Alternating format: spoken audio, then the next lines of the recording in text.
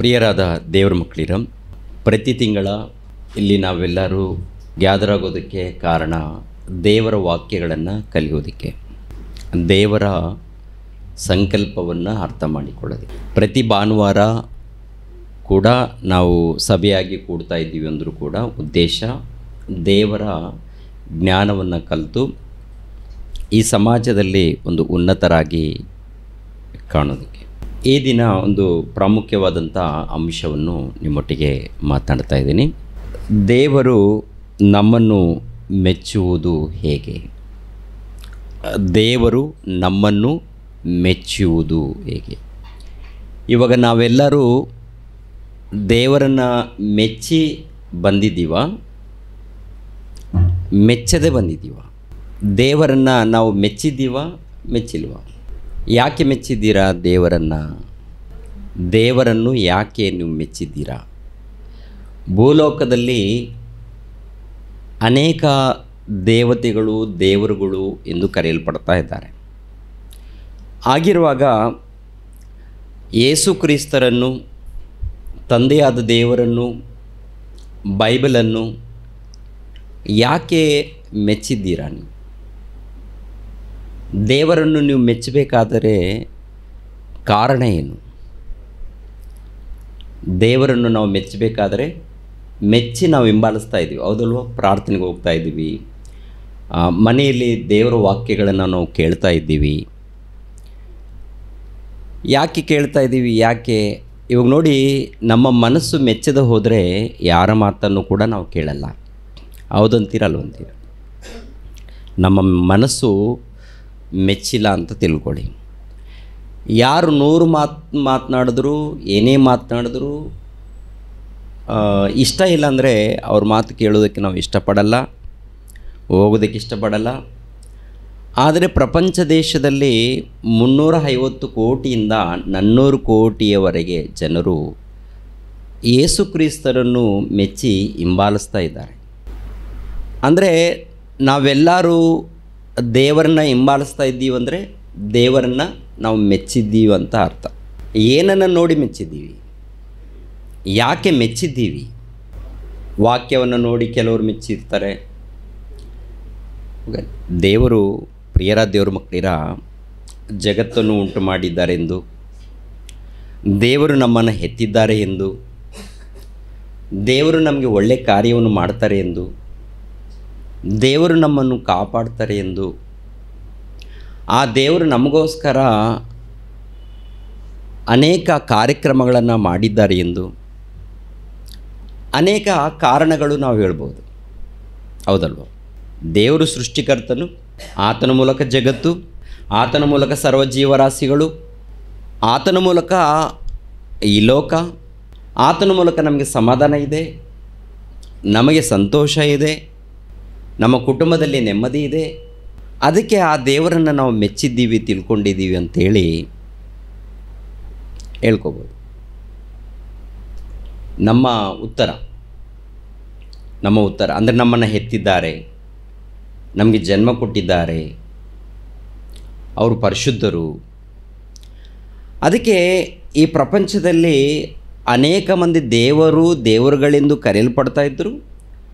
ಇವರನ್ನು ನಾವು ಯಾಕೆ ಆರಿಸಿಕೊಂಡಿದ್ದೀವಿ? ಇವರಲ್ಲಿ ಸತ್ಯ ಇದೆ, ಇವರಲ್ಲಿ ಪಕ್ಷಪಾತವಿಲ್ಲ,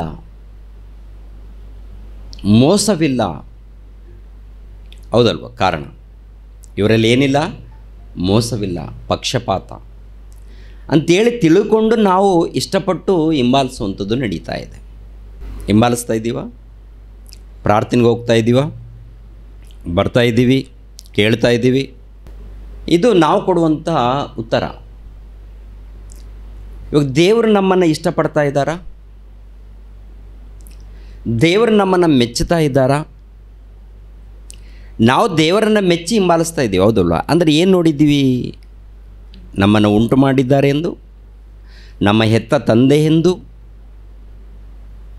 ಜಗತ್ತನ್ನು ಉಂಟು ಮಾಡಿದ್ದಾರೆ ಎಂದು, ಆತನು ಸರ್ವಶಕ್ತನೆಂದು,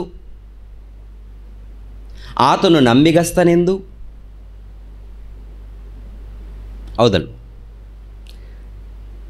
ಆದರೆ ದೇವರು ನಮ್ಮನ್ನು ಮೆಚ್ಚಬೇಕು. ಇವಾಗ ದೇವರು ನಮ್ಮನ್ನು ಮೆಚ್ಚಬೇಕಾದ್ರೆ ನಮ್ಮಲ್ಲಿ ಏನಿದೆ ಎಂದು ನಮ್ಮಲ್ಲಿ ಮೆಚ್ಚುತ್ತಾರೆ ದೇವರು. ಪ್ರಿಯರ ದೇವರು ಮಕ್ಕಳಿರ, ನಮ್ಮನ್ನು ಯಾಕೆ ಮೆಚ್ಚುತ್ತಾರೆ? ಎಲ್ಲರನ್ನು ಮೆಚ್ಚುತ್ತಾರ, ಕೆಲವರನ್ನು ಮೆಚ್ಚುತ್ತಾರ. ಭೂಮಿಯ ಮೇಲೆ ಇದ್ದಂಥ ಸರ್ವ ಮಾನವರು ಆತನ ಮಕ್ಕಳೇ. ಎಲ್ಲರೂ ಆತನಿಗೆ ಮಕ್ಕಳು, ಪುತ್ರರು ಪುತ್ರಿಯರು. ಎಲ್ಲರೂ ಆತನಿಗೆ ಪುತ್ರರು ಪುತ್ರಿಯರಾಗಿರುವಾಗ ಎಲ್ಲರನ್ನು ದೇವರು ಮೆಚ್ಚುತ್ತಾರ. ಕುಟುಂಬದಲ್ಲಿ 4 ಮಂದಿ ಮಕ್ಕಳಿರುವಾಗ ಒಂದು 3-4 ಮಂದಿ ಮಕ್ಕಳಿರ್ತಾರೆ. ತಂದೆ ಕೆಲವರನ್ನು ಮೆಚ್ಚುತ್ತಾ ಇರ್ತಾರೆ, ತಾಯಿ ಕೆಲವರನ್ನು ಮೆಚ್ಚುತ್ತಾ ಇರ್ತಾರೆ. ಇಸಾಕನಿದ್ದಾನೆ, 2 ಮಕ್ಕಳನ್ನು ಪಡೆದಿದ್ದಾನೆ. ಇಸಾಕನ ಹೆಂಡತಿ ಹೆಸರು ರೆಬಕಳು ಯಾಕೋಬನನ್ನು ಮೆಚ್ಚಿದ್ದಾಳೆ. ಇಸಾಕನು ಯೋಸಾವನನ್ನು ಮೆಚ್ಚಿದ್ದಾನೆ. ಒಂದು ರೀತಿಯಲ್ಲಿ ಅವ್ರ ಮಧ್ಯದಲ್ಲಿ ನೋಡುವಾಗ ಪ್ರತಿ ಕುಟುಂಬದಲ್ಲಿ ತಾಯಿ ಒಬ್ಬರನ್ನು ಮೆಚ್ಚುತ್ತಾ ಇರ್ತಾರೆ, ತಂದೆ ಇನ್ನೊಬ್ಬರನ್ನು ಮೆಚ್ಚುವಂಥದ್ದು ನೋಡ್ತಾ ಇರ್ತೀವಿ. ಇವಾಗ ಭೂಮಿಯ ಮೇಲೆ ಇದ್ದಂಥ ಸರ್ವಮಾನವರು ಸಾಕ್ಷಾತ್ತು ದೇವರಿಗೆ ಮಕ್ಕಳು, ಪುತ್ರರು ಪುತ್ರಿಯರಾಗಿರುವಾಗ ಎಲ್ಲರನ್ನು ಮೆಚ್ಚುತ್ತಾರಾ ಕೆಲವರನ್ನು ಮೆಚ್ಚುತ್ತಾರಾ ಅಂತ ನೋಡುವಾಗ ಮೆಚ್ಚುತ್ತಾ ಇದ್ದಾರೆ. ಮೆಚ್ಚಬೇಕು, ದೇವರು ಮೆಚ್ಚಬೇಕು. ದೇವರು ಮೆಚ್ಚಬೇಕಾದ್ರೆ ನಮ್ಮಲ್ಲಿ ದೇವರಿಗೆ ಇಷ್ಟವಾದಂಥ ಗುಣಗಳಿದ್ದಾಗ ಅವ್ರು ಮೆಚ್ಚುತ್ತಾರೆ. ಇವಾಗ ದೇವರಿಗೆ ನಾವು ದೇವರನ್ನು ಇಷ್ಟಪಟ್ಟಿದ್ದೀವಿ, ನಾವು ಮೆಚ್ಚಿದ್ದೀವಿ ಅಂದರೆ ಅವರಲ್ಲಿ ಏನಿದೆ? ಪರಿಶುದ್ಧತೆ ಇದೆ. ಅವರಲ್ಲಿ ಏನಿದೆ ಹೇಳಿ? ಪರಿಶುದ್ಧತೆ. ದೇವರಂದರೆ ಸರ್ವಶಕ್ತನು, ಅಂದರೆ ಎಲ್ಲವನ್ನು ಮಾಡುವಾತನು, ಎಲ್ಲವನ್ನು ಅರಿತಾತನು, ಎಲ್ಲವನ್ನು ಬಲ್ಲಾತನು. ಆದ್ದರಿಂದ ನಾವು ತಿಳ್ಕೊಂಡು ಪರಿಶೋಧನೆ ಮಾಡಿ ಆತನನ್ನು ಹಿಂಬಾಲಿಸ್ತಾ ಇದ್ದೀವಿ. ಇವಾಗ ದೇವರು ನಮ್ಮನ್ನು ಮೆಚ್ಚಬೇಕಾದರೆ, ದೇವರು ನಮ್ಮನ್ನು ಇಷ್ಟಪಡಬೇಕಾದ್ರೆ ಅವರಿಗೆ ಇಷ್ಟವಾದಂಥ ಗುಣಗಳು ನಮ್ಮಲ್ಲಿ ಇದ್ರೇ ಅವರು ಇಷ್ಟಪಡ್ತಾರೆ. ಕೇವಲ ಮನುಷ್ಯರಾಗಿರುವಂಥ ನಾವು ಎಷ್ಟು ಗುಣಗಳನ್ನು ನೋಡಿದ್ದೀವಿ ಏನ್ರಿ? ದೇವರು ವ್ಯಭಿಚಾರಿ ಆದರೆ ದೇವರು ಪರಿಶುದ್ಧತೆ ಇಲ್ಲ, ಅವರು ವ್ಯಭಿಚಾರಿಗಳು ಆದರೆ ಅವ್ರನ್ನ ಇಷ್ಟಪಡ್ತೀವ? ಅವರಲ್ಲಿ ಕಾಮಕತ್ವ, ಅವರಲ್ಲಿ ಮನುಷ್ಯರಲ್ಲಿರುವಂಥ ಒಂದು ಕೋರಿಕೆಗಳು, ಮನುಷ್ಯರಲ್ಲಿದ್ದಂಥ ಒಂದು ತಪ್ಪು, ಸುಳ್ಳು ಮಾತಾಡುವಂಥದ್ದು, ಇಂಥದ್ದು ಏನಾದರೂ ಇದ್ದರೆ ನಾವು ಇಷ್ಟಪಡ್ತೀವ? ಇಲ್ಲೊಂದು ಥರ ಮಾತಾಡ್ತಾರೆ, ಅಲ್ಲೊಂದು ಥರ ಮಾತಾಡ್ತಾರೆ, ಇವ್ರು ಯಾವ ದೇವರು ಅಂತೇಳಿ ದೂರ ಮಾಡ್ಕೊಳ್ತೀವ, ಇಷ್ಟಪಡ್ತೀವ? ಅಂದರೆ ಎಲ್ಲಿ ಮಾತಾಡಿದ್ರೂ ಏಕವಾಗಿ ಯಥಾರ್ಥವಾಗಿ ಮಾತಾಡಿದಾಗ, ಅವರು ಪರಿಶುದ್ಧರಾಗಿದ್ದಾಗ ನಾವು ಒಪ್ಪಿಕೊಳ್ತಾ ಇದ್ದೀವಿ. ಆಗಿರುವಾಗ ಆತನು ಪರಿಶುದ್ಧನಾಗಿರುವಾಗ, ಪರಿಶುದ್ಧನಾದಂಥ ಆ ದೇವರು ನಮ್ಮನ್ನು ಒಪ್ಪಿಕೊಳ್ಬೇಕಾದ್ರೆ, ನಮ್ಮನ್ನು ಇಷ್ಟಪಡಬೇಕಾದ್ರೆ, ನಮ್ಮನ್ನು ಮೆಚ್ಚಬೇಕಾದ್ರೆ ಹೇಗಿದ್ದರೆ ದೇವರು ಮೆಚ್ಚುತ್ತಾರೆ, ಹೇಗಿದ್ದರೆ ದೇವರು ಇಷ್ಟಪಡ್ತಾರೆ, ಅದನ್ನು ನಾವು ಈ ದಿನ ಕಲಿಬೇಕಾಗತ್ತೆ. ನಾವು ಕಲಿತಾ ಇದೀವೋ? ತುಂಬ ಜನ ಗುಂಪಾಗಿ ವಾಕ್ಯ ಕೇಳೋದಕ್ಕೆ ಹೋಗ್ತಾರೆ. ಕೇಳಿದ ಮೇಲೆ ಏನು ಕಲ್ತಿದ್ದಾರೋ ಗೊತ್ತಿಲ್ಲ. ಯಾಕೆ ಈ ಮಾತು ಹೇಳ್ತಿದ್ದೀನಿ ಅಂದರೆ, ಈ ಸಮಾಜದಲ್ಲಿ ಮಾನವರನ್ನು ನೋಡುವಾಗ, ಅಂದರೆ ದೇವರ ಮಕ್ಕಳು ಎಂದು ಕರೆಯಲ್ಪಡುತ್ತಿರುವಂಥ ನಮ್ಮ ಸಮಾಜವನ್ನು ನೋಡುವಾಗ ನಿಜವಾಗ್ಲೂ ದುಃಖ ಆಗುತ್ತೆ ರೀ, ಬಾಧೆ ಆಗುತ್ತೆ.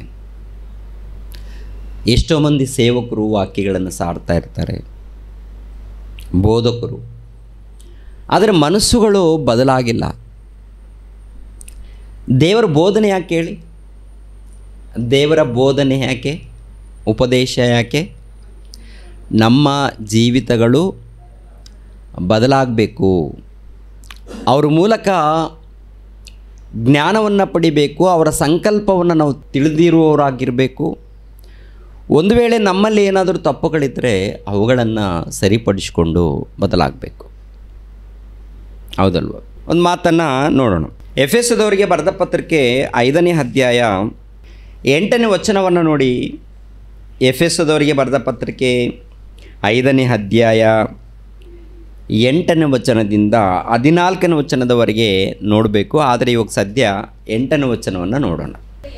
ನೀವು ಇಂದಿನ ಕಾಲದಲ್ಲಿ ಕತ್ತಲೆಯಾಗಿದ್ದೀರಿ, ಆದರೆ ಈಗ ನೀವು ಕ್ರಿಸ್ತನಲ್ಲಿದ್ದು ಬೆಳಕಾಗಿದ್ದೀರಿ. ನೋಡಿ, ಇಂದಿನ ಕಾಲದಲ್ಲಿ ಕತ್ತಲೆಯಾಗಿದ್ದೀರಿ ಅಂತೆ. ಇಂದಿನ ಕಾಲದಲ್ಲಿ ಕತ್ತಲೆಯಾಗಿದ್ದೀರಿ. ಏನಾಗಿದ್ದೀರಂತೆ? ಇಂದಿನ ಕಾಲದಲ್ಲಿ ಕತ್ತಲೆಯಾಗಿದ್ದೀರಿ, ಇವಾಗ ಕ್ರಿಸ್ತನಲ್ಲಿ ಬೆಳಕಾಗಿದ್ದೀರಿ ಅಂತ. ಕತ್ತಲೆ ಯಾರಿಗೆ ಹೋಲಿಕೆ? ಕತ್ತಲೆ ಯಾರಿಗೆ ಹೋಲಿಕೆ ಹೇಳಿ? ಅಪೊಸ್ತಲರ ಕೃತ್ಯಗಳು 26ನೇ ಅಧ್ಯಾಯ 18ನೇ ವಚನವನ್ನು ಗಮನಿಸಿರಿ ಪ್ರಿಯರೇ. ಅಪೊಸ್ತಲರ ಕೃತ್ಯಗಳು 26ನೇ ಅಧ್ಯಾಯ 18ನೇ ವಚನ. ಅವರು ಕತ್ತಲೆಯಿಂದ ಬೆಳಕಿಗೂ ಸೈತಾನನ ಅಧಿಕಾರದಿಂದ ದೇವರ ಕಡೆಗೂ ತಿರುಗಿಕೊಂಡು ನನ್ನಲ್ಲಿ ನಂಬಿಕೆ ಇಡುವವರಿಂದ ಪಾಪ ಪರಿಹಾರವನ್ನು ಪವಿತ್ರರಾದವರಲ್ಲಿ ಹಕ್ಕನ್ನು ಹೊಂದುವಂತೆ ಅವರ ಕಣ್ಣುಗಳನ್ನು ತೆರೆಯಬೇಕೆಂದು ಅವರ ಬಳಿಗೆ ನಾನು ನಿನ್ನನ್ನು ಕಳಿಸುತ್ತೇನೆ. ಅಂದರೆ ಪೌಲನು ಹೇಳುವಂಥ ಮಾತು, ಅಪೊಸ್ತಲನಾಗಿರುವಂಥ ಪೌಲನು. ಇಲ್ಲಿ ಮೇಲ್ಗಡೆ ವಚನ ಏನಪ್ಪ ಅಂತ ನೋಡುವಾಗ, ಅವರು ಅಂದರೆ ಒಂದು ಕಾಲದಲ್ಲಿ ಅನ್ಯರು ಕತ್ತಲೆಯಿಂದ ಬೆಳಕಿಗೆ ಸೈತಾನನ ಅಧಿಕಾರದಿಂದ ದೇವರ ಕಡೆಗೆ. ಬೆಳಕು ಅಂದರೆ ದೇವರು. ಬೆಳಕು ಅಂದರೆ ಯಾರು ಹೇಳಿ? ದೇವರು ಬೆಳಕಾಗಿದ್ದಾರೆ. ಯೇಸು ಕ್ರಿಸ್ತರು ಏನಾಗಿದ್ದಾರೆ? ಬೆಳಕಾಗಿದ್ದಾರೆ. ಪವಿತ್ರಾತ್ಮರು ಬೆಳಕಾಗಿದ್ದಾರೆ. ನೀವು ಕೂಡ ಆತನನ್ನು ನಂಬಿದರೆ, ಆತನನ್ನು ಹಿಂಬಾಲಿಸಿದರೆ ನೀವು ಕೂಡ ಬೆಳಕಾಗಿದ್ದೀರಿ ಅಂತ ಹೇಳ್ತಾರೆ. ಹೌದಲ್ವ? ಅಂದರೆ ಕತ್ತಲು ಯಾವುದಕ್ಕೆ ಸೂಚನೆ ಅಂತ ನೋಡುವಾಗ ಸೈತಾನನಿಗೆ ಸೂಚನೆ. ಸೈತಾನನ ರಾಜ್ಯ ಅಂಧಕಾರದ ರಾಜ್ಯ. ಅಂಧಕಾರ, ಕತ್ತಲು. ಆ ಕತ್ತಲೆಯಲ್ಲಿ ಇದ್ದವರು ಹೇಗಿರ್ತಾರೆ? ಕತ್ತಲೆಯಲ್ಲಿ ಅಂದರೆ ದೇವರನ್ನು ತಿಳಿಯದೇ ಇದ್ದಾಗ, ದೇವರನ್ನು ಅರಿಯದೇ ಇದ್ದಾಗ ನಮ್ಮ ಬದುಕುಗಳು ಹೇಗಿದ್ವು, ನಮ್ಮ ಜೀವಿತ ಹೇಗಿತ್ತು ಅಂತ ನೋಡುವಾಗ, ಪ್ರಿಯರಾದ ದೇವರ ಮಕ್ಕಳಿರ, ತಿಮೋತಿಯನಿಗೆ ಬರೆದ 2ನೇ ಪತ್ರಿಕೆ 3ನೇ ಅಧ್ಯಾಯ 1ನೇ ವಚನದಿಂದ ನೋಡೋಣ ಕೆಲವು ವಚನಗಳನ್ನು. ಅಂದರೆ ದೇವರನ್ನು ನಂಬದೇ ಇದ್ದಾಗ, ಕತ್ತಲೆಯಲ್ಲಿ ಇದ್ದಾಗ, ಅಂಧಕಾರದ ದೊರೆತನದಲ್ಲಿ ಇದ್ದಾಗ ಇರುವಂಥ ಗುಣಗಳು ಇದರಲ್ಲಿ ಏನಾದರೂ ಇದೆಯಾ? ಏನಾದರೂ ಇತ್ತಾ ನಮ್ಮಲ್ಲಿ? ಅಂದರೆ ಕ್ರಿಸ್ತನನ್ನು ಅರಿಯದೇ ಇದ್ದಾಗ, ಕ್ರಿಸ್ತನ ಒಂದು ಜ್ಞಾನವನ್ನು ಅರಿಯದೇ ಇದ್ದಾಗ, ತಿಳಿಯದೇ ಇದ್ದಾಗ ಇಂಥ ಗುಣಗಳು ಏನಾದರೂ ಇದ್ವಾ ಅನ್ನೋದು ಒಂದು ಸಾರಿ ಗಮನಿಸೋಣ. ತಿಮೋತಿಯನಿಗೆ ಬರೆದ 2ನೇ ಪತ್ರಿಕೆ 3ನೇ ಅಧ್ಯಾಯ 1ನೇ ವಚನ. ಆದರೆ ಕಡೆ ದಿವಸಗಳಲ್ಲಿ ಕಠಿಣ ಕಾಲಗಳು ಬರುವುದೆಂಬುದು ತಿಳಿದುಕೋ. ಮನುಷ್ಯರು ಸ್ವಾರ್ಥ ಚಿಂತಕರು, ಹಣದಾಸೆಯುಳ್ಳವರು, ಬಡಾಯಿ ಕೊಚ್ಚುವವರು, ಅಹಂಕಾರಿಗಳು, ದೂಷಕರು, ತಂದೆ ತಾಯಿಗಳಿಗೆ ಅವಿಧೇಯರು, ಉಪಕಾರ ನೆನೆಸದವರು, ದೇವರ ಭಯವಿಲ್ಲದವರು, ಮಮತೆ ಇಲ್ಲದವರು, ಸಮಾಧಾನವಾಗದವರು, ಚಾಡಿ ಹೇಳುವವರು, ದಮೆ ಇಲ್ಲದವರು, ಉಗ್ರತೆಯುಳ್ಳವರು, ಒಳ್ಳೆಯದನ್ನು ಪ್ರೀತಿಸದವರು, ದ್ರೋಹಿಗಳು, ದುಡುಕಿನವರು, ಒಬ್ಬಿಕೊಂಡವರು, ದೇವರನ್ನು ಪ್ರೀತಿಸದೆ ಭೋಗಗಳನ್ನೇ ಪ್ರೀತಿಸುವವರು, ಭಕ್ತಿಯ ವೇಷದಲ್ಲಿದ್ದು ಅದರ ಬಲವನ್ನು ಬೇಡವೆನ್ನುವರು ಆಗಿರುವವರು. ಇಂಥವರ ಸಹವಾಸವನ್ನು ಮಾಡದಿರು. ಇಂಥವರ ಸಹವಾಸವನ್ನು ಮಾಡದೆ. ನೋಡಿ, ಈ ವಚನದಲ್ಲಿ ದೇವರನ್ನು ನಂಬದೇ ಇದ್ದಾಗ ಈ ವಚನದಲ್ಲಿದ್ದಂಥ ಗುಣಗಳೇನಾದರೂ ಇತ್ತಾ? ಏನಾದರೂ ಇತ್ತಾ ಇಲ್ವ? ಅಂದರೆ ಇದರಲ್ಲಿ ಒಂದು 4 ಇಲ್ಲದೆ ಇನ್ನೂ 4 ಆದರೂ ಇದ್ದೇ ಇರುತ್ತಲ್ವ. ಇವಾಗ ಇದರಲ್ಲಿ ಕೆಲವು ಇಲ್ಲ ರೀ ಬ್ರದರ್ ಅಂದಾಗಲೂ ಕೂಡ ಎಲ್ಲೋ ಒಂದು ಕಡೆ ಇದರಲ್ಲಿರುವಂಥ ಗುಣಗಳು ಇದ್ದೇ ಇರುತ್ತೆ. ಮನುಷ್ಯರು ಸ್ವಾರ್ಥ ಚಿಂತಕರು, ಹಣದಾಸೆ ಉಳ್ಳವರು, ಬಡಾಯಿ ಕೊಚ್ಚುವವರು, ಅಹಂಕಾರಿಗಳು, ದೂಷಕರು, ತಂದೆ ತಾಯಿಗಳಿಗೆ ಅವಿಧೇಯರು, ಉಪಕಾರ ನೆನೆಸದವರು, ದೇವರ ಭಯವಿಲ್ಲದವರು, ಮಮತೆ ಇಲ್ಲದವರು, ಸಮಾಧಾನವಾಗದವರು, ಚಾಡಿ ಹೇಳುವವರು, ದಮೆ ಇಲ್ಲದವರು, ಉಗ್ರತೆಯುಳ್ಳವರು, ಒಳ್ಳೆಯದನ್ನು ಪ್ರೀತಿಸದವರು, ದ್ರೋಹಿಗಳು, ದುಡುಕಿನವರು, ಒಬ್ಬಿಕೊಂಡವರು. ಇದರಲ್ಲಿ ಏನಾದರೂ ನಮ್ಮಲ್ಲಿ ಇದೆಯಾ? ಮೊದಲಿತ್ತಾ? ಮೊದಲಿತ್ತ ಅಂತ ನೋಡುವಾಗ ದೇವರನ್ನು ನಂಬದೇ ಇದ್ದಾಗ ಇತ್ತು. ಅದೇನು ರಾಜ್ಯ ಅಂತ ನೋಡುವಾಗ ಕತ್ತಲೆಯ ರಾಜ್ಯ, ಅಂಧಕಾರದ ದೊರೆತನ, ಸೈತಾನನ ಆಳ್ವಿಕೆ. ಈ ಸೈತಾನನ ಆಳ್ವಿಕೆಯಲ್ಲಿ ಇರುವಂಥದ್ದು ಏನಪ್ಪ ಅಂದರೆ ಸ್ವಾರ್ಥ ಚಿಂತಕರು, ಹಣದಾಸೆ ಉಳ್ಳವರು. ಹಣ ಅನ್ನೋವಂಥದ್ದು ಇದೆ ನೋಡಿ, ಇದು ಪ್ರಪಂಚದಲ್ಲಿ ಮೋಸ ಮಾಡುವಂಥ, ಅಂದರೆ ದೇವರಿಂದ ಕೂಡ ದೂರ ಮಾಡುವಂಥ ದೊಡ್ಡದೊಂದು ಏನ್ರಿ ಸೈತಾನನ ಒಂದು ಕ್ರಿಯೆ. ಇದು ದೇವರಿಂದ ದೂರ ಮಾಡುವಂಥದ್ದು. ಇವು ನೋಡಿ, ಆತ್ಮಿಕವಾಗಿ ದೇವರ ಜ್ಞಾನದಲ್ಲಿ ಬೆಳಿಬೇಕು, ದೇವರಲ್ಲಿ ಅಭಿವೃದ್ಧಿ ಆಗಬೇಕು. ದೇವರಲ್ಲಿ ಅಭಿವೃದ್ಧಿ ಆಗುವಾಗ ಯಾಕೆ ಕೆಲವರು ದೂರ ಆಗ್ತಾ ಇದ್ದಾರೆ ಅಂತ ನೋಡುವಾಗ, ದೂರ ಆಗೋದಕ್ಕೆ ಕಾರಣಗಳು ಏನಿರುತ್ತೆ? ದೇವರಿಂದ ಅಂದರೆ ದೇವರ ವಾಕ್ಯವನ್ನು ಕಲಿಬೇಕು, ಆತ್ಮಿಕವಾಗಿ ಬೆಳಿಬೇಕು, ದೇವರಿಗೆ ಹತ್ತಿರವಾಗಬೇಕು, ದೇವರ ಸೇವಕರಾಗಬೇಕು, ಅನೇಕರನ್ನು ದೇವರ ಬಳಿಗೆ ಕರ್ಕೊಂಡು ಬರಬೇಕು. ಇಲ್ಲಿ ಏನಾಗ್ತಾ ಇದೆ ಅಂತ ನೋಡುವಾಗ ಕೆಲವು ಕಡೆ ಸ್ವಾರ್ಥ ಚಿಂತಕರು. ಸ್ವಾರ್ಥ ಯಾಕೆ ನಮ್ಮಲ್ಲಿ ಸ್ವಾರ್ಥ ಯಾಕೆ ಬರುತ್ತೆ? ಯೇಸು ಕ್ರಿಸ್ತರ ಮಾತುಗಳಿದ್ದಾಗ, ಯೇಸು ಕ್ರಿಸ್ತರ ವಾಕ್ಯಗಳಿದ್ದಾಗ, ಸ್ವಾರ್ಥ ಇದ್ದಾಗ ಏನಾಗುತ್ತೆ ಅಂದರೆ, ಇದು ಒಂದು ಕಾಲದಲ್ಲಿ ಕ್ರಿಸ್ತನ್ ನಂಬದೇ ಇದ್ದಾಗ ಅಂಧಕಾರದಲ್ಲಿ ಇದ್ದಂಥ ಕ್ರಿಯೆಗಳು, ಅಂಧಕಾರದಲ್ಲಿ ಇದ್ದಂಥ ಕ್ರಿಯೆಗಳು, ಕತ್ತಲೆಯಲ್ಲಿದ್ದೀವಿ ಅಂತ. ಈ ಕತ್ತಲೆ ಇದ್ದಾಗ ಸ್ವಾರ್ಥ ಇರುತ್ತೆ, ಹಣದಾಸೆ ಇರುತ್ತೆ, ಅಹಂಕಾರ ಇರುತ್ತೆ, ಗರ್ವ ಇರುತ್ತೆ, ಇವೆಲ್ಲ ಇರುತ್ತೆ ಪ್ರಿಯರ ದೇವರ ಮಕ್ಕಳು. ಇವಾಗ ದೇವರಲ್ಲಿ ಬಂದ ಮೇಲೆ ಇರಬೇಕಾ? ಕತ್ತಲಲ್ಲಿ ಇದ್ದಾಗ ಇದೆ, ಬೆಳಕಿನಲ್ಲಿ ಬಂದ ಮೇಲೆ ಇರಬೇಕಾ? ಯೇಸು ಕ್ರಿಸ್ತರಲ್ಲಿ ಬಂದಾಗ, ಅಂದರೆ ಯೇಸು ಕ್ರಿಸ್ತರನ್ನು ನಂಬಿ ಹಿಂಬಾಲಿಸಿದ್ದೀವಿ ಅಂದರೆ ಯೇಸು ಕ್ರಿಸ್ತರ ಗುಣಗಳನ್ನು ನೋಡಿ, ತ್ಯಾಗವನ್ನು ನೋಡಿ, ಆತನನ್ನು ಮೆಚ್ಚಿ ಆತನನ್ನು ಹಿಂಬಾಲಿಸುವಾಗ ಮತ್ತೆ ಈ ಗುಣಗಳು ಯಾಕೆ?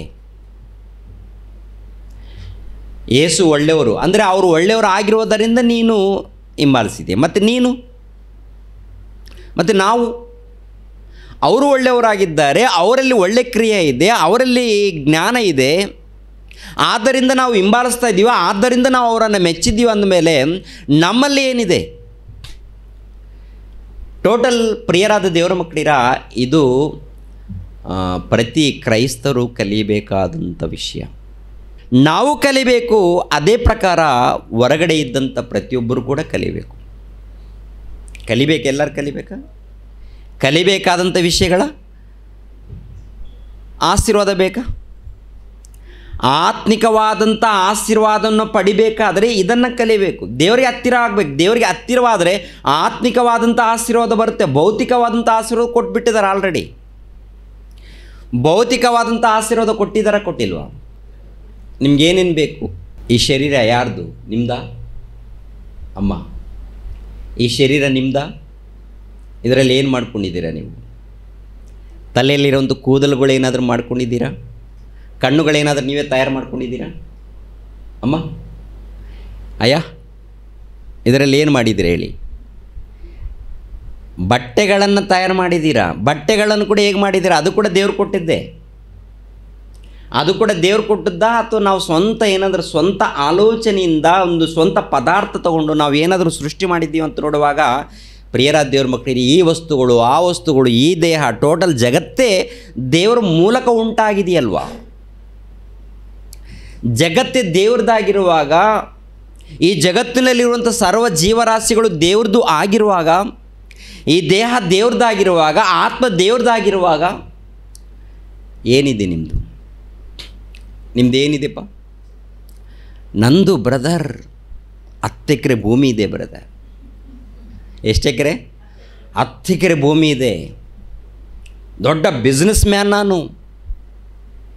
ದೇವರಂತಾರೆ, ಮಗನೇ, ಮಗಳೇ, ನೀನು ಯಾರು ಗೊತ್ತಾ? ನೀನು ಹುಲ್ಲು, ನೀನು ಹೂವು. ಹುಲ್ಲು ಒಣಗಿ ಹೋಗುತ್ತೆ, ಹೂವು ಬಾಡಿ ಹೋಗುತ್ತೆ, ನೆಲದ ಪಾಲಾಗುತ್ತೆ. ಸ್ವಲ್ಪ ದಿನ ನೀನು ಮೆರಿತಾ ಇದೆಯಾ ಅಷ್ಟೇ. ಎಷ್ಟು ದಿನ ಮೆರಿತಾ ಇದೆಯಾ? ಸ್ವಲ್ಪ ದಿನ. ಅದು ಕೂಡ ನಾನು ಕೊಟ್ಟಿದ್ದೀನಿ, ಆದರೆ ನನ್ನನ್ನು ತಿಳ್ಕೊಳ್ಬೇಕು.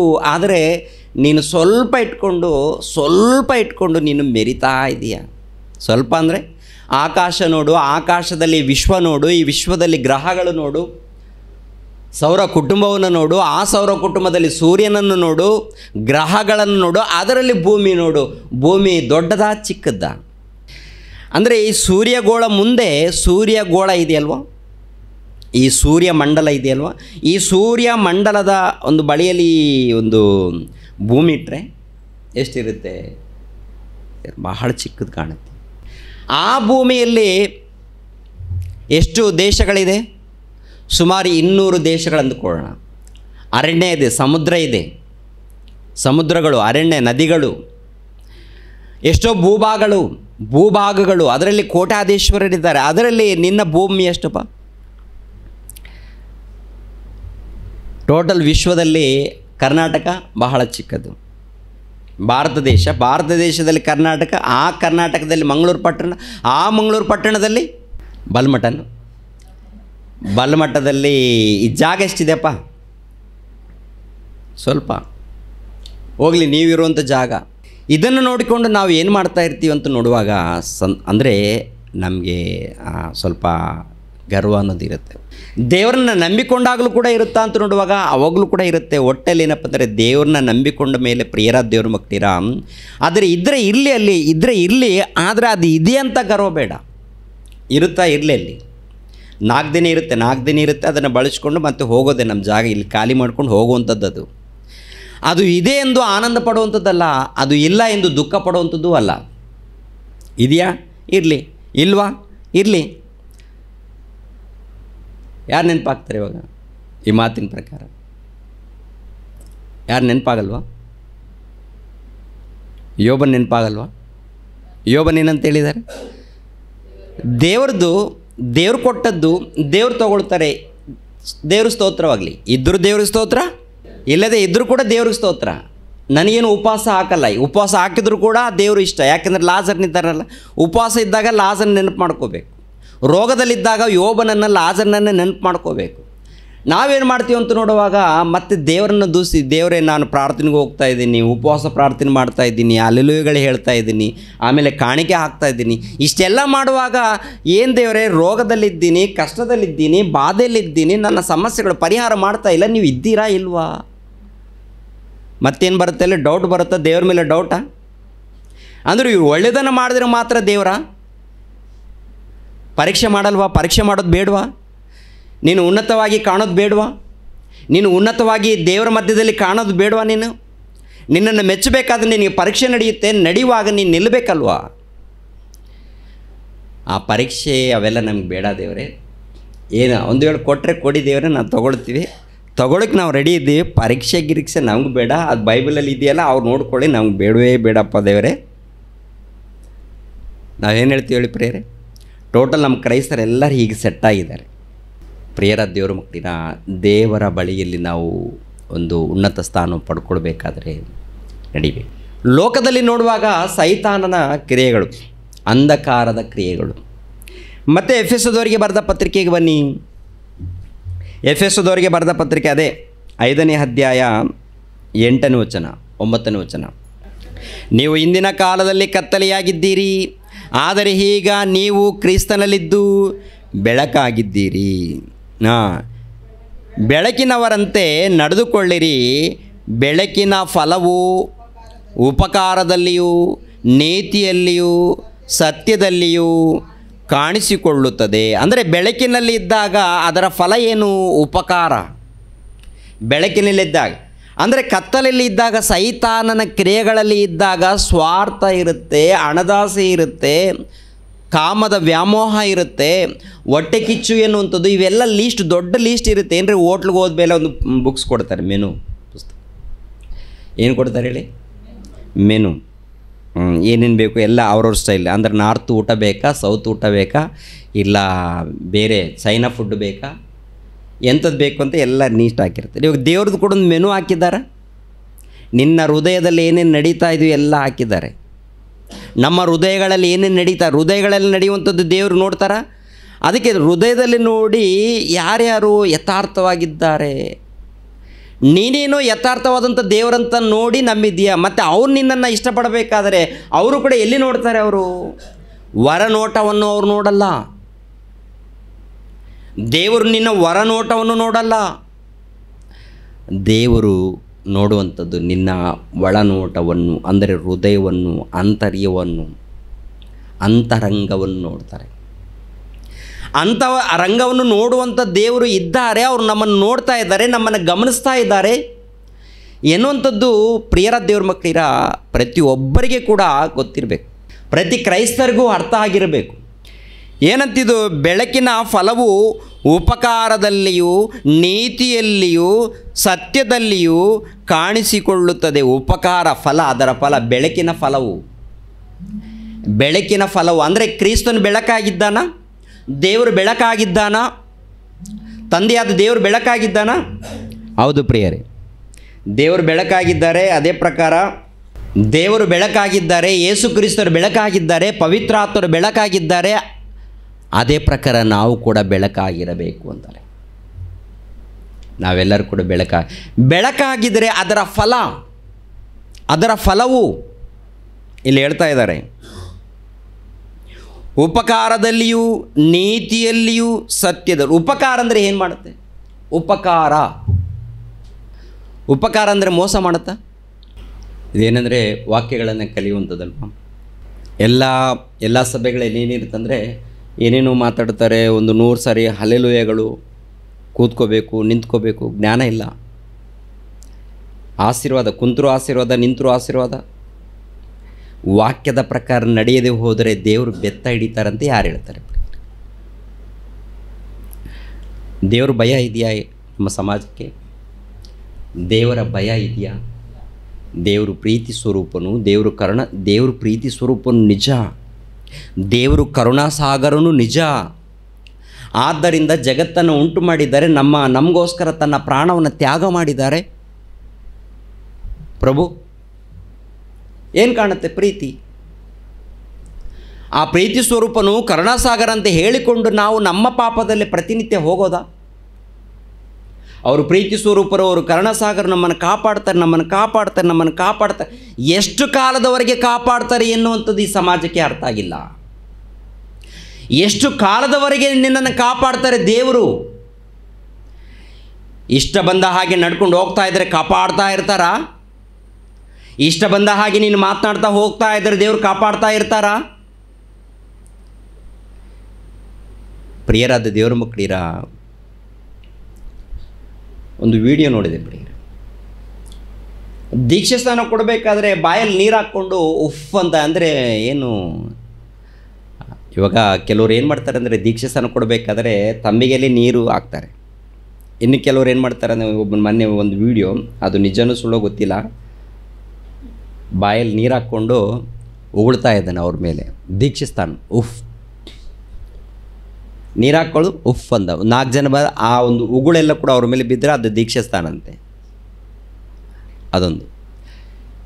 ಇನ್ನೊಬ್ಬನು ಏನು ಮಾಡ್ತಾ ಇದ್ದಾನೆ ಅಂತಂದರೆ, ಎಣ್ಣೆ ಇಟ್ಕೊಂಡಿದ್ದಾನೆ, ನೋಡ್ತಾನೆ, ಎಲ್ಲರೂ ಕಣ್ಣು ಮುಚ್ಕೊಂಡಿರ್ತಾರಲ್ಲ, ಎಲ್ಲರೂ ಕಣ್ಣು ಮುಚ್ಕೊಂಡು ಪ್ರಾರ್ಥನೆ ಮಾಡ್ತಾ ಇರ್ತಾರೆ.